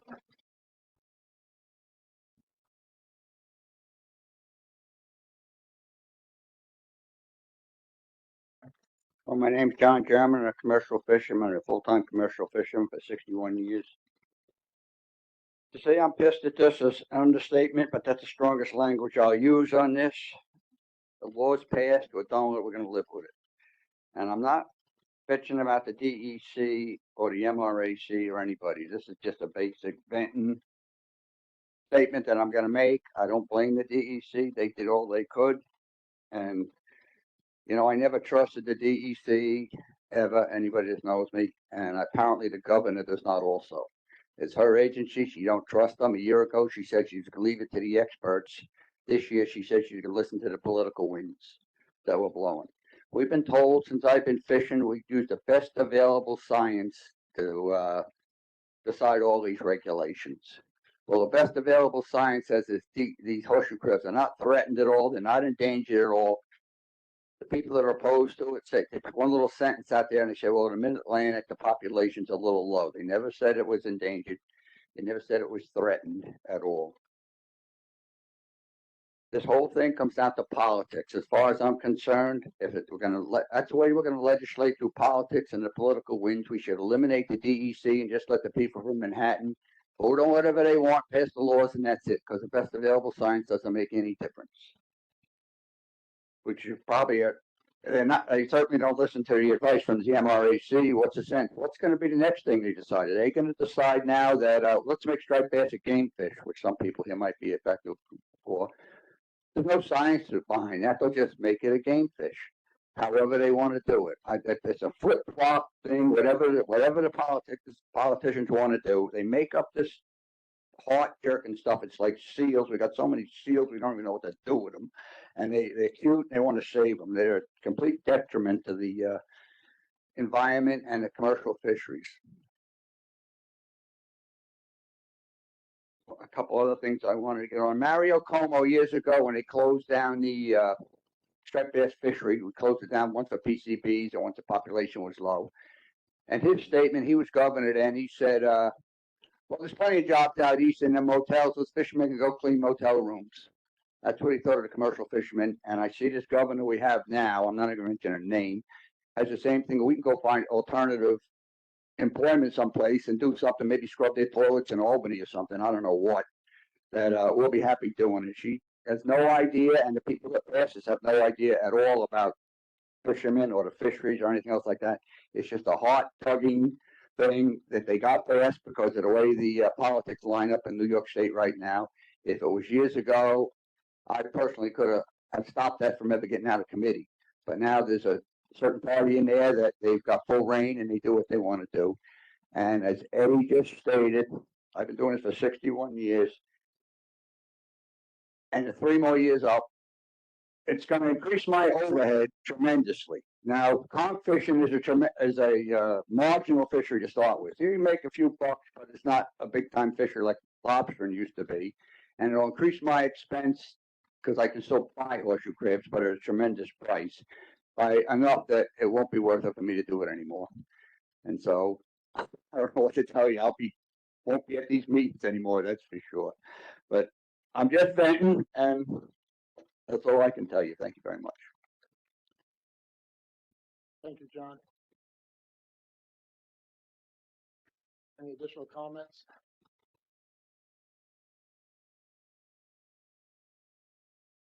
Okay. The next agenda item is the 2026 quota distribution plans.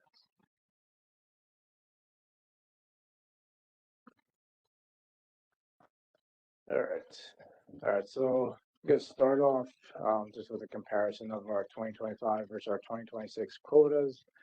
The 2025 quotas listed there are our final quotas after any transfers into or out of the state. And then that last column there that shows the percent change from 25 to 26 is based on the initial quota, not the final fall-through quota after any transfers. So for Menhaden, our initial quota in 2025 was 4.2 million pounds. We transferred 1 million pounds to Maine. And then our 2026 quota is 3.4 million pounds, which is a 20% decrease from that 4.2 million pound quota in 2025 for Menhaden. Horseshoe crabs going down 25%, as we just heard, due to legislation. So 150,000 crab down to 112,500.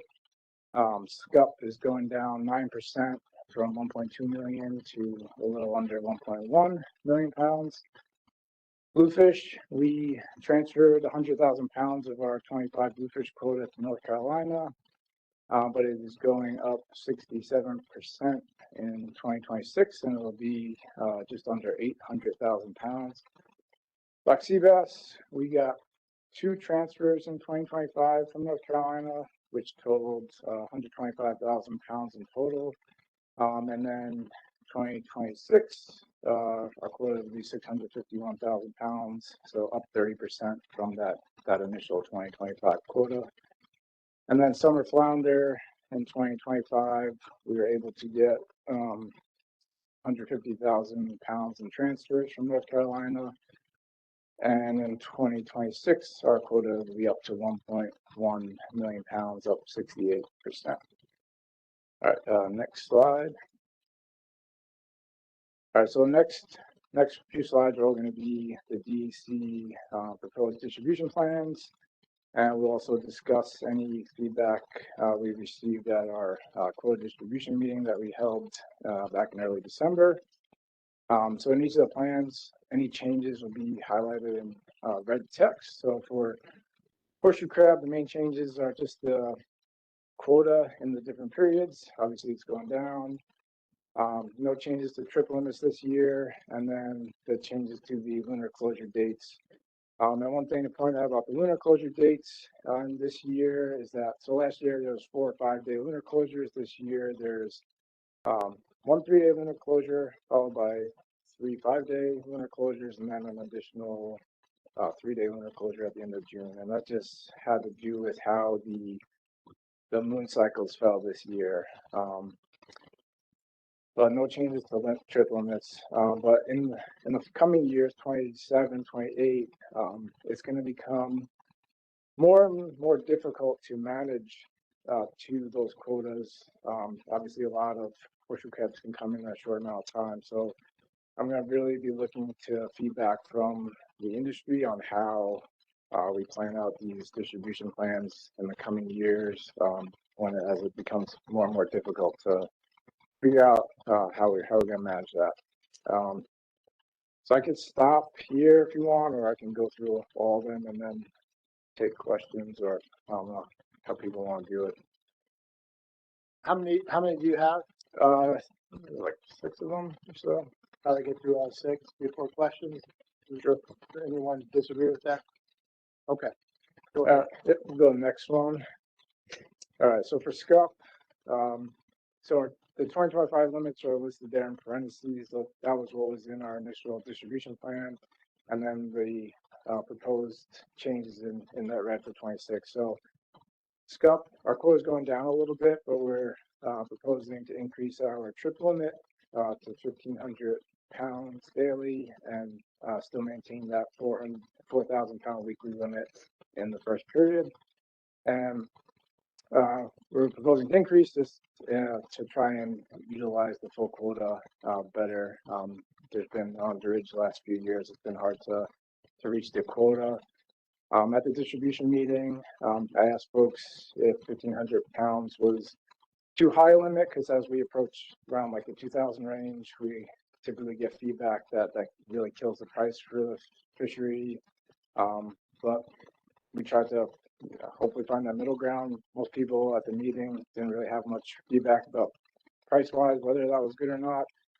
But some folks said they're just not seeing scup in the numbers that they used to see historically. So 1,500 pounds, they're not going to catch it anyway.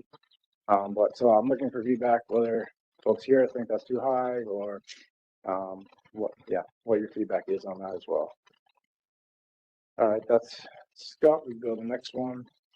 All right, so bluefish is going up 800,000 pounds. So we are proposing maintaining the same limits in the first period, 20,000 pounds. That's runs from January to April. Then May to June period, which is the primary period, we see harvest. We're proposing to increase from 1,500 pounds to 3,000 pounds daily, and then go into a 1,500 pound daily limit for the rest of the year. Folks at the distribution meeting also mentioned that they're not seeing bluefish in the numbers that they have historically seen. They don't stay around as long. So bluefish quota has also become difficult to attain in recent years. But down in North Carolina, there's been really big biomass of bluefish down there, and their commercial fishery has really been catching them down there. So our bluefish quota is increasing because the assessment showed the population is increasing a bit, but New York is also gaining more of the coastwide quota. We're getting a bigger percentage of the coastwide allocation. So it also will benefit us, hopefully, and the ability to, team transfers if we're able to do that. It's also now our main trade chip for other states. Go next slide. Black sea bass. So in period one, posing the same limits that we had in 2025 in the first period, which is January to April. That's 130 pound daily limit, 400-pound weekly limit, and then the periods 2, 3, and 4, which runs May through October, starting at 240-pound daily limit as opposed to the 180-pound limit in 2025, and then in the last period of the year going down to 130 pounds a day. At the distribution meeting, there was a comment asking to see if we could increase the period one weekly limit to 500 pounds. But we didn't support that because in the last couple of years, we've gone over that period one quota. And last year, under the same 400-pound weekly limit, we exceeded the quota that's currently up there in 2026. So we thought it was safer to keep it at 400 to keep it within that limit. All right, next slide, and this is the last one, summer flounder. So summer flounder, first two periods of the year, January through all the way through April, closing 210-pound daily limit and 1,500-pound weekly limit. Then May to July, last year we had a 140-pound limit. This year we're closing 280-pound daily limit, and then August to October, 210 pounds, and then the last period of the year, November, December, depending on what's left over, we'll have 70 daily or higher, and a weekly limit that we'll do like we do every year. At the distribution meeting, we initially had a 1,750-pound weekly limit in period one and a 1,250-pound weekly limit in period two. There was a suggestion to make it a 1,500-pound weekly limit straight across the board, and we looked at the numbers and thought that was a reasonable compromise between those two, which is why we are suggesting to move forward with that. And yeah, now I'll look for comments, and I guess we're looking to get a consensus on approving these to be finalized so they can then go up online to be the final distribution plans for the year. And I'll also say in all these plans, we didn't move any of the percentages around or anything. I think those percentages, I don't plan to shift them around. Like, that would be something I would really want to hear from the industry, that they're looking to make those changes like that before we came up with any options to move things around. So I'll leave it there. Okay, we'll start with questions, comments from the council.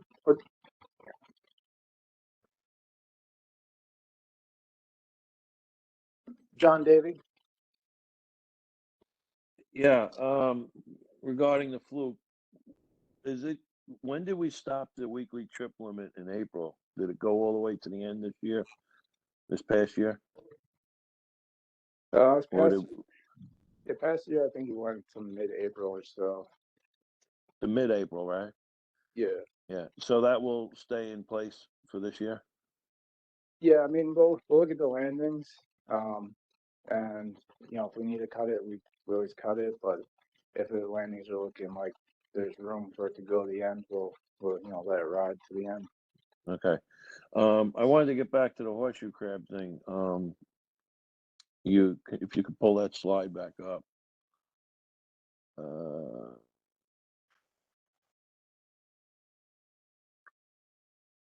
Yeah.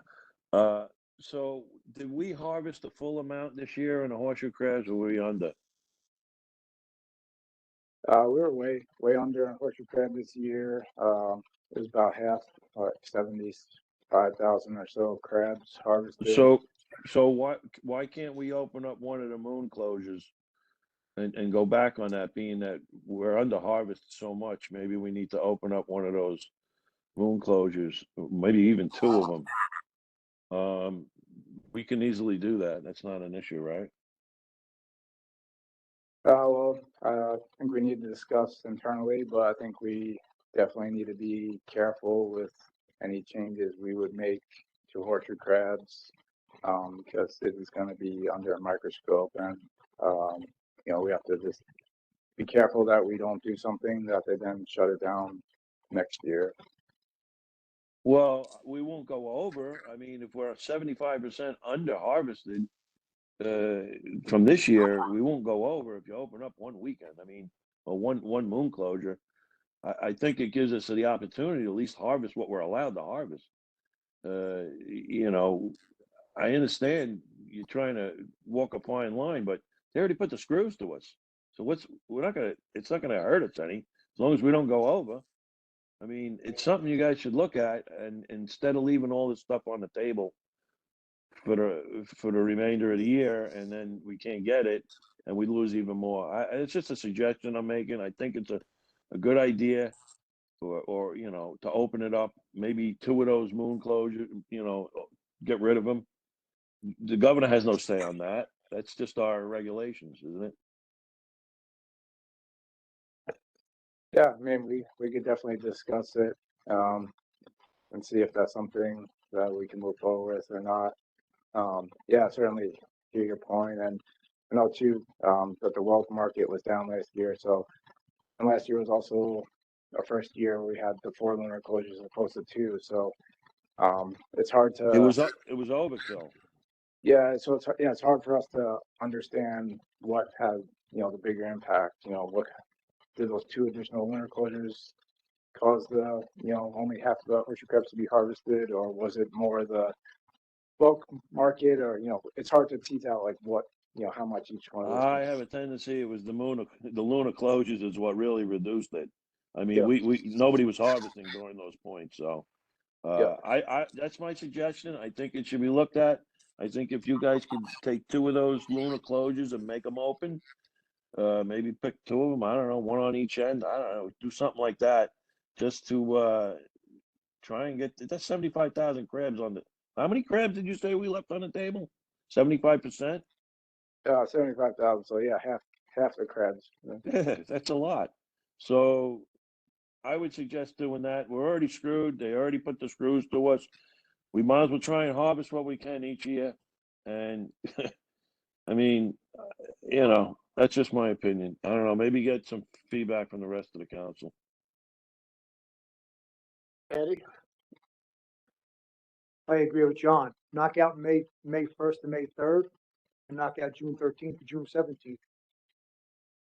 Give us a little time. Give us a little something to, make sure that we catch what we have allocated to us at least.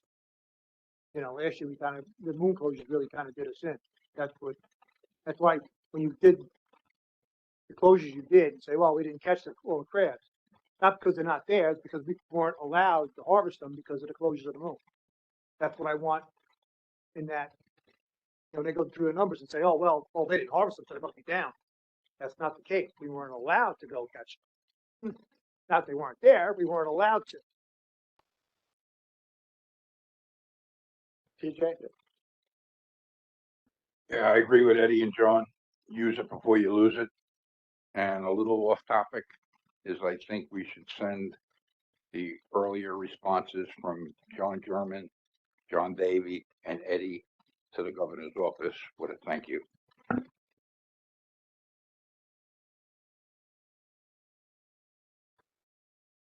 Additional comments?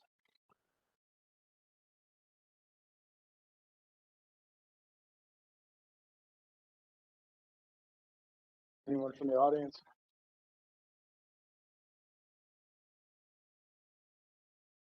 Okay, Marty had a comment. Thanks, Mike. Just before we leave this topic, and I've mentioned this for those folks that were at the quota distribution meeting, but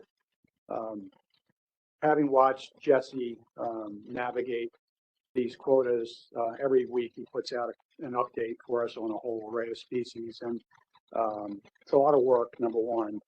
But the other part that I think is it's unknown to a lot of people is when we're balancing, trying to make sure we can keep our fisheries open and viable, and sometimes don't have adequate quota. He's reaching out and working with his counterparts in other states, and develop that. It's a skill set, honestly, having been there in my past. and it takes time and experience, and it's cultivating relationships like it is in any given scenario where humans are interacting. And it's not just as simple as picking up the phone and saying, hey, you have some spare fluke or whatever. And I will just say, having watched him, and I've seen a lot of folks in my career do this kind of work, he's exemplary in his work. And, Jesse's just, he's a tremendous asset to all of us. And I just don't want that to go unnoticed by all of you.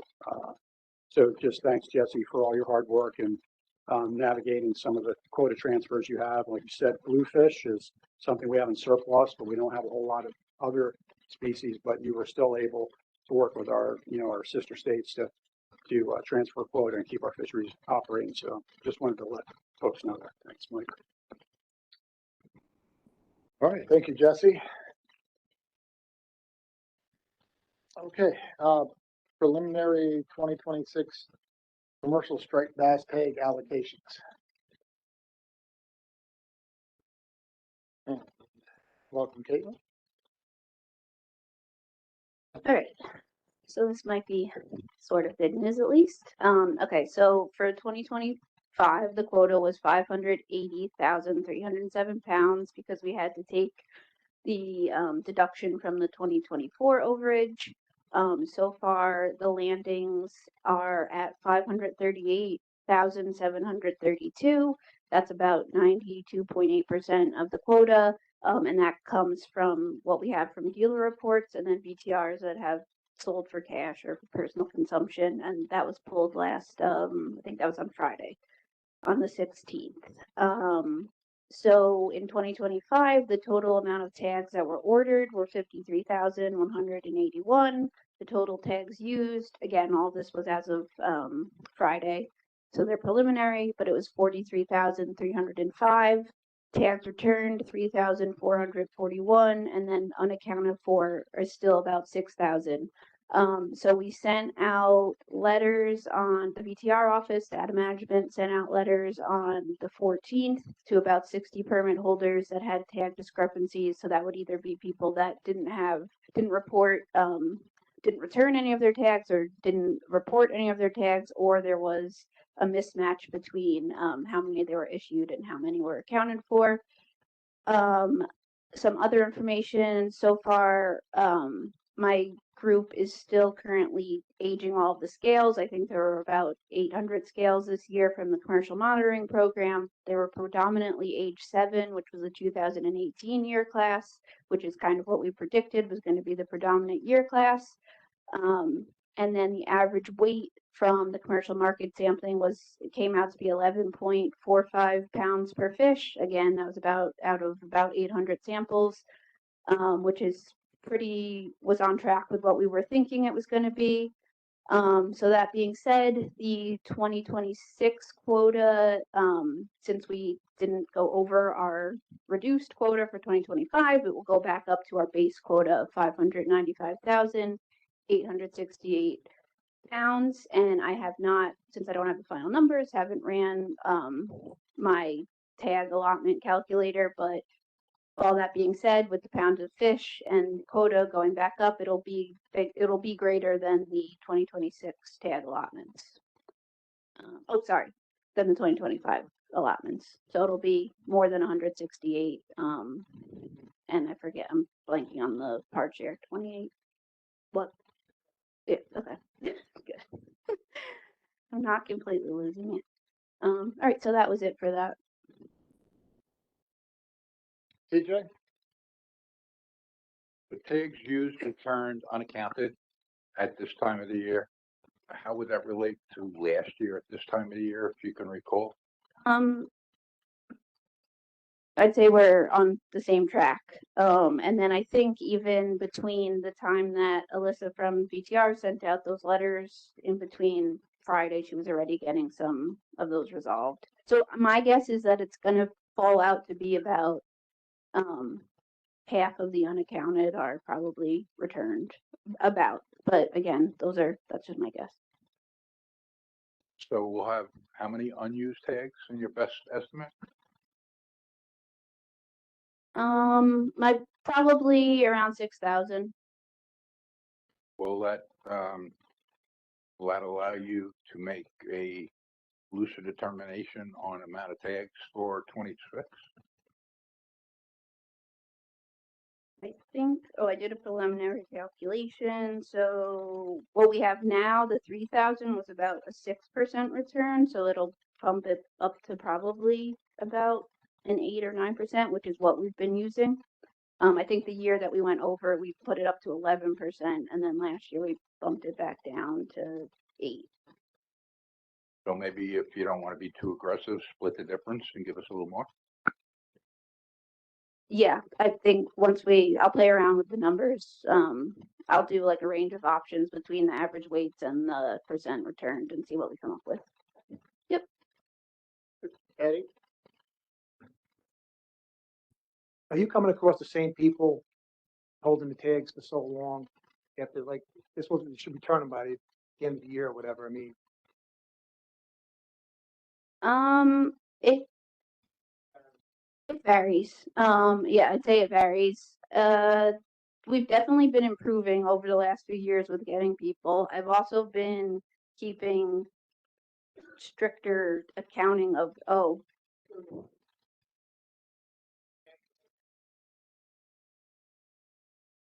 do you mean before they're supposed to be returned, or they're like not using them during? I guess I'm not sure.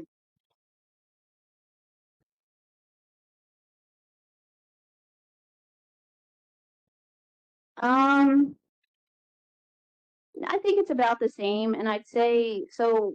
One thing to think of is like there's the number of tags ordered, which is the 53,000, but that's actually what could be ordered is greater because based on the number of people that renewed their permit.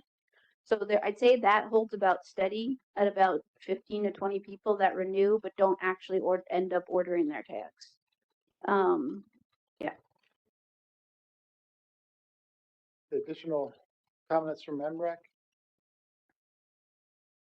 Okay, I think, before we go to the audience, Marty had a question. Yeah, thanks, Caitlin, and a couple of questions and a comment. I guess one question is about latency. Is that tend to be, and we've talked about it ourselves, I know, but does that tend to be fairly steady, or it's highly variable year to year in your observations? You mean latency with the amount of tags returned? Yeah. I'd say it's been the last few years, it's been steady. I think prior, I'm not going to remember the year correctly, but before we were utilizing more of the quota, it was more. I think at one point, when I first started counting the tags in maybe 2018, 2019, it was like a 50% return. So then it's significantly decreased from that in the last few years and remained about, let's say, between 6 and 10%. Okay, and the second question is, I remember you showing us on staff a chart, and I can't remember what year it started, but it went back a long ways. So I could see about like the last quarter century or 30 years. How many times is New York going over its quota? Just, yeah, I mean, you don't have to. Yeah, very few. Yeah, very like few. Once maybe? Yeah, Twice? maybe. Yeah, maybe one other time before. But 2 times. 2 times, okay. So my comment is, and again, having done this and going all the way back, once upon a time in 1990 for Maryland, doing exactly what Caitlin does, it's actually, I mean, it's a skill set to be able to work with this community with this tagging system. And I think Caitlin's done a remarkable job continuing. I'm not sure when you took this over. You've been doing it for a while now, but it's really challenging, difficult, particularly with that latency, to kind of get this fishery as close as you can to its, its quota without going over. And of course, the time they went over, you asked for it, and I nudged the staff to try to do it, and should have been told you so. Let Caitlin just do her job, but but anyway, we are trying to work with the industry, and I just wanted to again say, like Jesse, this work that Caitlin's doing it's really an acquired skill set that she's honed over time and done a remarkable job. So I just wanted to let everybody know that. Thanks. Okay, do we have any questions, comments from the audience? Okay, so just for time, we're going to move on to the next topic. So regulatory update.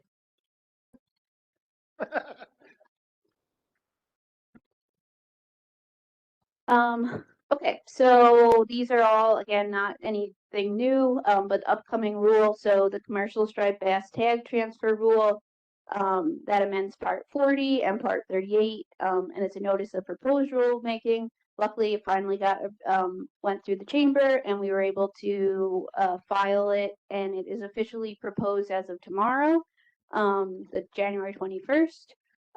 So that will start the public comment period, which is going to run through March 30th. And because this is not a mandatory rule from ASMFC or the councils, it's a discretionary rule, we're going to have that rulemaking public hearing, and that's been scheduled for March 24th at 2 p.m. and it's going to be a virtual public hearing. And again, it's just another form to submit comments. And the effective adoption target date is going to be the last week of April, first week of May. So hopefully right before the start of the season. So that being said, just with our initial timeline, we would hope to have it adopted a little bit before the start of the season. So the actual transfer of tags, our first kind of, I don't want to say experiment, our first iteration of the enrollment period and all of that is going to probably be in June or July when people can start applying to transfer their tags. And again, just the details on this rule, it will allow for transfer of striped bass tags between commercial striped bass harvester permit holders upon directive of the department. Additional amendments include changing the permit application renewal date to February. It's currently set at April 15th. And just to highlight, that's not for 2026. That won't be until 2027. And then we will also adjust the unused tag return and trip report due date to January 15th. It's currently at December 20th, and that's to be more consistent with how other trip reports, their timeline with which they're due. And then last on this, I will just say at our last meeting, there was a comment from one of the council members asking if we would be able to change the start date of the season from May 15th to, I'm forgetting the day, but it was like, the third Monday or something, of May. So we looked into that with legal, and they believe that that would be a substantive change to the rule. So we might be able to do that before adopting, and it wouldn't have to be a whole, we wouldn't have to restart the rulemaking process because there shouldn't be any negative impacts to the stakeholders if we do that. So just wanted to put that out there because it was discussed last time. And I encourage if anyone wants to submit that via public comment that they should. So it's on the record.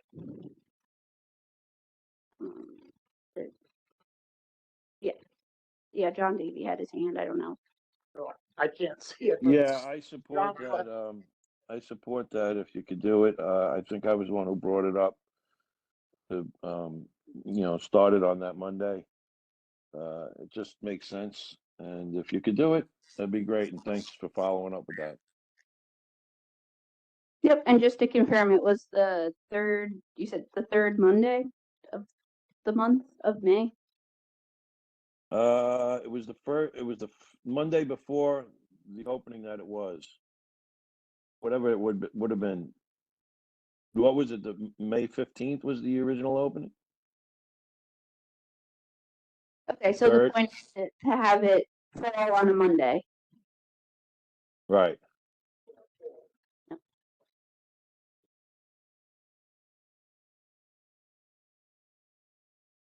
Hello? Yep.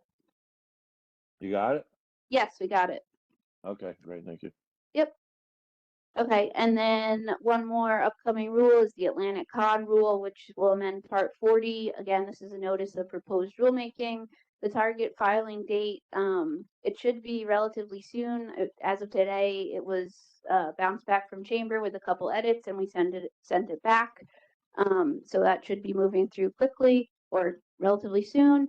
Again, there'll be a 65-day public comment period with the public hearing no earlier than day 60. And then the target adoption date is to be determined. And this rule will amend Atlantic cod recreational fishing regs to prohibit possession in New York State waters, and it will achieve consistency with federal regs and the waters of neighboring states. So that is it. Okay, questions? I don't see any MRAC questions. John, you want to come up?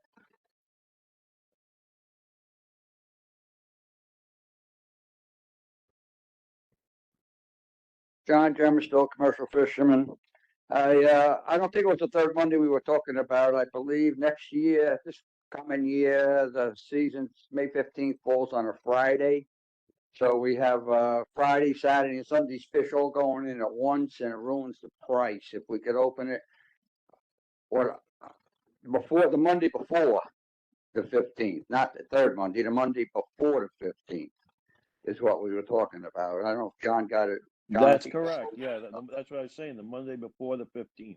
right, the Monday before the 15th, whatever it is. Sometimes it might be a day. Sometimes it might. Well, this year it would be about 4 days, but other years it might be 2 days, 3 days. But the Monday before the 15th.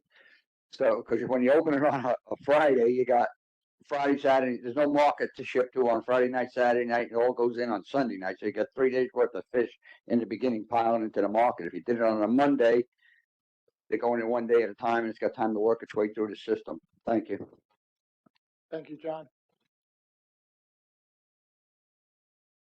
Okay, thank you, everyone, on that. Okay, so we have a follow-up on the LaPointe report, which was a request by Hank Lackner, who had some vessel problems, and at the last minute wasn't able to make it today.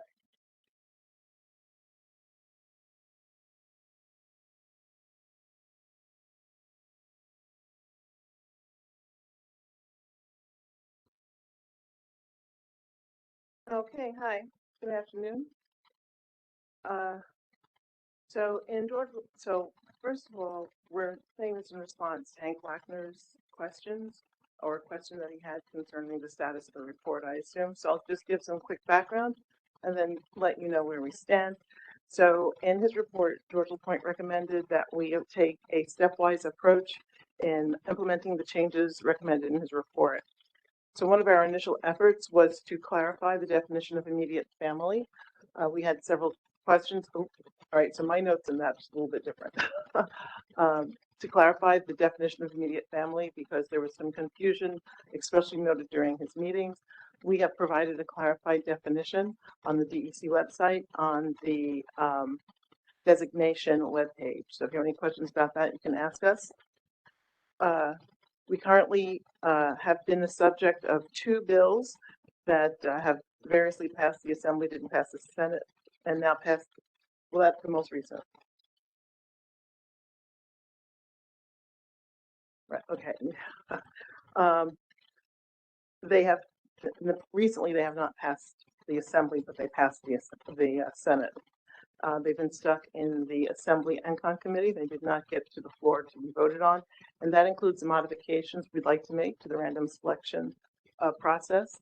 And also the temporary emergency license waiver, which would allow someone to let someone use the authority of their license in the event that they're sick or have some other medical emergency. Questions yet? Okay. Now, some of the changes that George has recommended are going to, most of them will require statutory changes, such as including identifying latent, going about identifying latent licenses, addressing the latent licenses if it's necessary, determine the appropriate number of limited entry licenses for issuance. As you are aware, in the past, up until 2018, DEC was reducing the number of limited entry licenses by a formula that was in the law. In 2018, we were instructed to stop reducing the number of licenses because it was felt at the time we were not making progress on changing or amending our limited entry process. So we are stuck at right now at the number of licenses that we have issued in 2018. Also, so we have to identify, we have not identified yet what is an appropriate number of food fishing licenses that should be held in New York State. We haven't done that for the whelk, the lobster, or the crab. Once that's done and we identify latent licenses, we'll be able to sort of figure out where we should go with those numbers there. And the last thing he recommended is that's when we would do transferability. When we have gotten rid of the latent licenses and had an idea as to what is the appropriate number of licenses for us to hold. The only change that requires regulatory change is the apprenticeship program, which is currently already in law. And right now, what it does is that the apprenticeship program allows for a preference for successful apprentices to have increased opportunities to get licenses in the random selection. So, any questions? TJ. Maureen, with the things that went through the Senate and not the Assembly permanent appoint bill, there was the random selection change, the emergency license transfer change. Or wasn't there a third issue?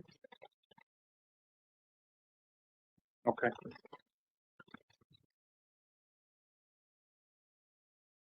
John Davy.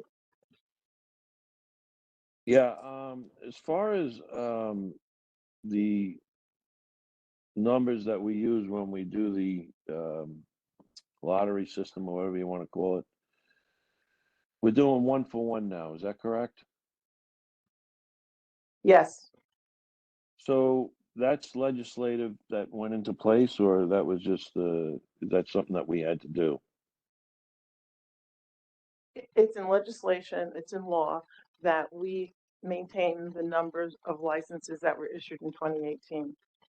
So if we're not going to be able to reduce any licenses from this point on, then why can't we go to the next step?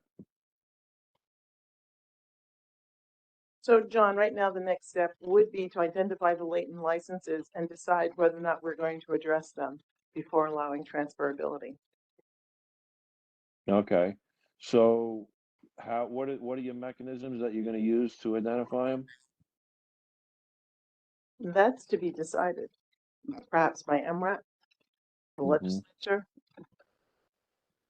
Well, I wouldn't count on the legislature. I think we should put some kind of a proposal together to identify the latent licenses and how we can apply it. I know there's a subcommittee that we have that works on this stuff. I don't know who's on it, but maybe they can get together and figure it out to move it along. So that would be my recommendation. Thank you, John. But one of the issues that we have is even with a very easy, what we refer to as low-hanging fruit type of recommendations that we would like to put into place, we have not been able to do so since 2022 when the Will Point report was finalized.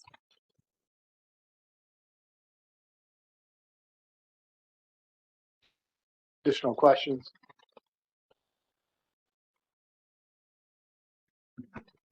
When it comes to commercial food fish licenses, I know 6 or 7 people that have them do not use them because they're doing other things. They hold on to them for reasons because they may go back to catching sea bass or gill netting or something along that line. Now, why should they get penalized if they haven't used it in 7, 8 years?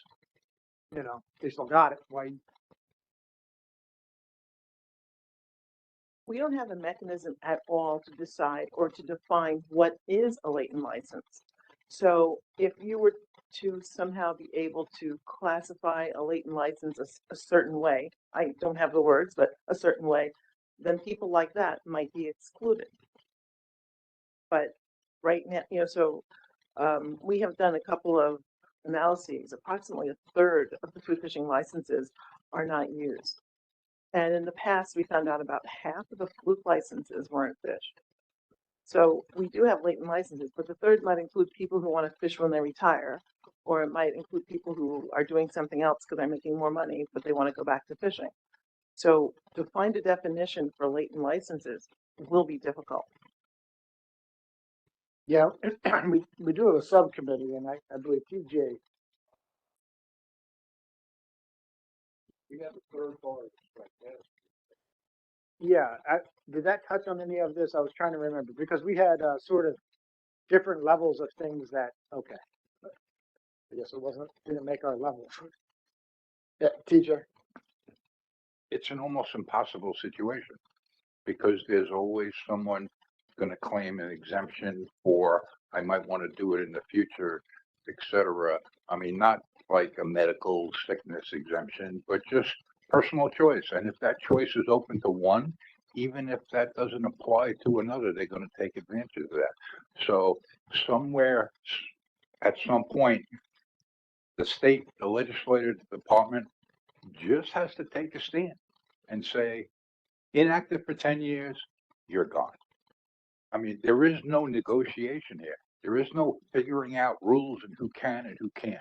It's up to you guys just to say, this is what we're going to do. We're concerned about latency. If you haven't used your license in 10 years or whatever you determine, it's done. Otherwise, any kind of subcommittees, surveys, anything else is going to go around and around forever, and it's never going to change. Michael. Yeah, to that point, speaking about the latency and what that would prove, I think maybe we got to back up and a requalification of what an actual commercial fisherman is in this state. People that are using their licenses actively, people that make a certain amount of income. I know what the qualifications were back in the day, and I know a lot of people personally too that have bought licenses corporate that are not fishermen. They can afford to buy the license. They have other jobs. New York allowed that to happen, and as TJ said, I think the state or whoever has to take a stand, and there has to be a stricter requalification to prove you're a commercial fisherman. And I think that would do away with a lot of these latent licenses. I understand the older people that don't use them, and it's a tricky situation, but I know there's a lot of people that don't deserve licenses that do have them. Okay, Eddie. I know exactly what Mike is talking about. I know a state trooper that has a fishing license. He started fishing, got to be a state trooper, has bass tags. Okay, partial share, but that's what he uses it for. That's it. He doesn't use it for any other thing else. Okay, And real quick, Davey wants to jump in. So let me just see what John Davey has, and I'll come back to you, Mike. Yeah, I just want to say the latent license issue, you got to remember, I mean, you're including, you know, if somebody is fishing on their food fish license and they have a lobster license, like myself, I haven't used that lobster license. Now, that would be considered a latent license?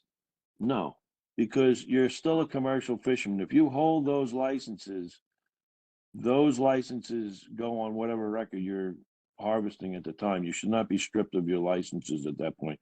Because in commercial fishing, you have to bounce from one fishery to the next when something's not doing as well. So let's keep that in mind. When you're talking about a guy who's getting older, he's not going to be able to produce the money that he did when he was younger because he just doesn't have it in him. So you have to adjust those numbers for those older people. Maybe an exemption for people who are over 65 or 70. I don't know. But there's a few things that has to be brought up on the committee, the subcommittee, that could definitely qualify for somebody that has a latent license. I mean, somebody that's got no boots, no boat, hasn't gone fishing in 10 years.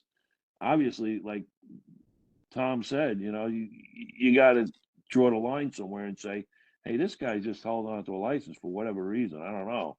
And, maybe you call it an inactive license and you give him a small share of like maybe 10 fish, That's what they did in Connecticut. In Connecticut, if you didn't have a good history, you were given a certain amount of fish, whatever it is, a daily catch of I think it's the same as the recreation catch actually. But you still hold a commercial license where you could sell those fish, those 10 fish that you're allowed to keep. So you could put them into a category like that. But, it's a tricky situation like we all discussed. We've been through this a long time now, but we need to move forward on it because it seems to be what's been, giving us the most trouble is identifying a latent license. So those are just some ideas to think about, So the members of that subcommittee, if you want to email me and CC Kim, if we want to have a meeting and talk about this, because we did have ranked priorities. And so, you know, before we add additional things, we should look at the things that we thought, you know, could actually make progress on, and we did one of them. But there were, I think, 2 tiers after that. I think TJ summarized it, so I'd have to go back and look at your summary. Well, yeah, we'll have to return to that. I think we got Michael and then TJ. Oh, go ahead, TJ.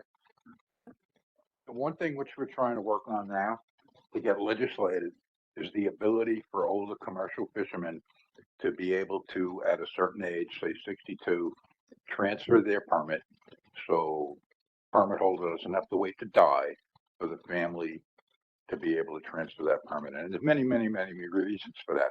But if we can accomplish that, those licenses, which many are inactive, will come back into the pool, and that will help with establishing the latency issue. Because some are just, fishermen don't fish anymore, but they're not going to give up their permit. They're going to wait until they die so their spouse can take advantage of whatever value that was there. So if we can get that done legislatively and get it out for older fishermen, I think that's going to contribute to this situation too. Any additional comments? Anyone from the audience? John Davy? Yeah, that's a good point, DJ. I think that really is a good starting point right there. You know, it's been brought up once or twice before by yourself, and I always agree with that. I think that's a good idea. It would help, you know, move things along. Maybe we should draft a bill of some kind.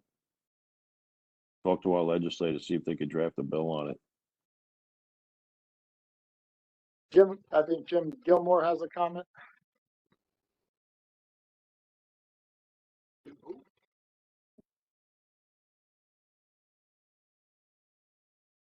I'm a class historian here, so, and having remembered all the fine meetings we had on this, TJ educated me in that we made a mistake about maybe 10 years before I was even here, was that we allowed, we essentially took the widows that they could get their license and sell their licenses. And at that point, we put a value on that license. And roughly speaking, that license was in the $30,000 to $40,000 range because that's what they were going for. So when we went through all of this with the LaPointe report, and we had all the hearings, it was kind of a, and I'm using rough numbers, but we had about 4,000 commercial licenses, and the resource could support about 400 of them. So everybody in the room that was in the 3,600 category said, "Hey, great, we'll get rid of our licenses. They're $35,000 a piece." So you do the math on that, we needed to have $2 to $3 million. So I agree with your point, TJ. I think that's a great thing to do if we can get that transferability. But you have to get that transferability where it's going to drop the cost down. It's not going to be a fee anymore, because the minute you get to something that's worth 30,000, that is the problem. Is that Assemblyman Thiel, before he retired, suggested that we use offshore wind money to pay all these guys out to get them out of the fishery. But that's the 800-pound gorilla in the room. Those licenses have value. That value is in the tens of thousands, $30,000 to $40,000. And until you can wrap around a solution to that, I mean, we can keep going through another 10 years of trying to fix this. And I think until we resolve that value issue, I don't think this is ever going to go anywhere. But thanks for bringing up my favorite topic before I retired. Thank you, Jim. Any additional comments? John? Yeah, I understand what you're saying, Jim, but you know, I remember when we went on this whole thing about it with, you know, George LaPointe and the whole thing where we sat down in rooms and talked about this and put our heads together. And you know, it's not really, I don't want to take up too much time, but you know, when you're talking about the latency and you're talking about putting a figure on it, these businesses that these people own are worth absolutely zero. And every other business in the country is worth something. And without a license attached to the business, you cannot really sell your business. And I don't think that's fair on the free enterprise end of it. I mean, I understand it's a resource and we have to deal with it. But what we do, every other state has a transfer program on their licenses. Every other state. How come we can't get there? You know, you're saying 4,400, whatever it is. Yeah, latent license is an issue. That's the thing we got to get over. Once we get over that, and I think it might work like what TJ said. You get to a certain age, you're capping out anyway, you know? So that's where we need to go. I mean, you have to allow the fishermen that have businesses to be able to sell their businesses and get rid of it and get out. Whether it's worth $30,000 or 4,000, I don't know. All I'm saying is the money end of it shouldn't even make a difference. Not on the private sector. But that's just my opinion. Okay, thank you, John. I think we'll move on to our next agenda item, the upcoming meetings.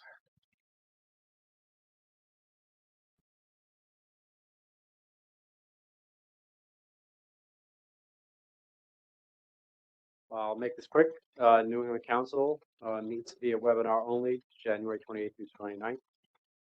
The commission will meet, that's a hybrid meeting in Arlington, Virginia, February 3rd through the 5th. So we discussed at that meeting are a bunch of topics, but maybe most pertinent to people here, Black Sea Bass recreational management. So, you know, Rachel already talked about how the regions are going to split the liberalization. It will not be the final word on what measures, but it will be maybe give us a better idea of what the liberalization might actually be able to take. And then finally, I think there'll be further fleshing out the striped bass working group that came out of the annual meeting. The Mid-Atlantic Council will be meeting webinar only, February 10th through 12th. Again, I think they'll be talking more about the workshop for the sector separation amendment. And then, of course, MRAC will meet on March 10th. And you can see the websites at the bottom of the slide if you want more information about how to participate and, you know, further details. Okay, any questions? Mark? Thanks, Mike. And to John's point about ASMFC and the discussion on the striped bass working group, so that was a New York motion. And that's an open working group. And that was the way we had intended, you know, when we worded it. And it isn't clear that the commission's going to discuss, the board, striped bass board is going to discuss, you know, the size of that group, the constituency. But presumably there's going to be slots for the public, you know, the different sectors to participate. So, you know, we're going to be paying attention. I'd just like to work with this council and our public to figure out if there's an opportunity for somebody from New York. I don't know how that works. They're probably going to have to balance the size of that group. You know, is it more than 12 to 15 people? Probably not. If they do, so maybe there's one public person from each state or region. I just don't know, but I just want to make sure New York has an appropriate opportunity to participate in that group. So we can continue that discussion after we learn a little bit more about it at this upcoming meeting, but just think about that going forward. All right, thank you, Marty. So we have come to public comment. We've gotten a lot of public comment today. I don't know if we're going to have any additional, but give this opportunity to anyone in the audience. Yeah, come on up.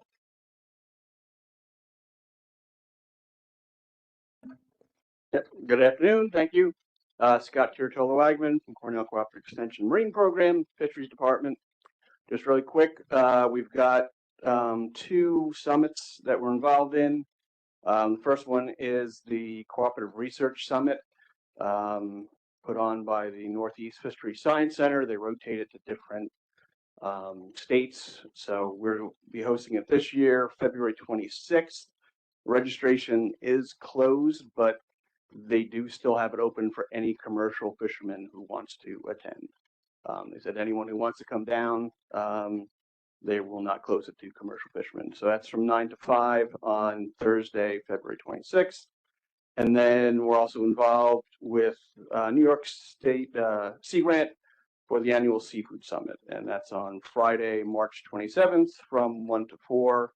The big highlight will be having someone from the county come down and talk about the working waterfronts legislation they have. So, yep, that's it. Thank you. Thank you. Any others?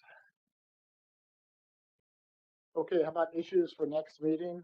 I think we can clearly state the black sea bass is going to be on the next meeting. Anything? Yes, Michael. I'd like to just revisit the 21 bag limit for the trawl fleet for this commercial striped bass harvest. We're limited to 21 fish per day right now, so I'd like to open up that discussion. Okay. TJ? Yeah, maybe just a quick update on the research for new blackfish tags. Okay, so blackfish tags and commercial trip limit on striped bass, 2 items that were suggested from counselors. Anything?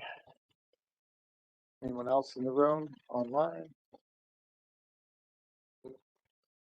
Okay, well, I think we're coming to the end of the meeting. I think it was a very productive meeting. We got a lot of feedback from the council and the audience, particularly on, I think, on the black sea bass issue.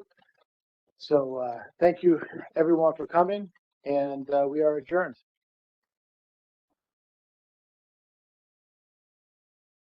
Thank you.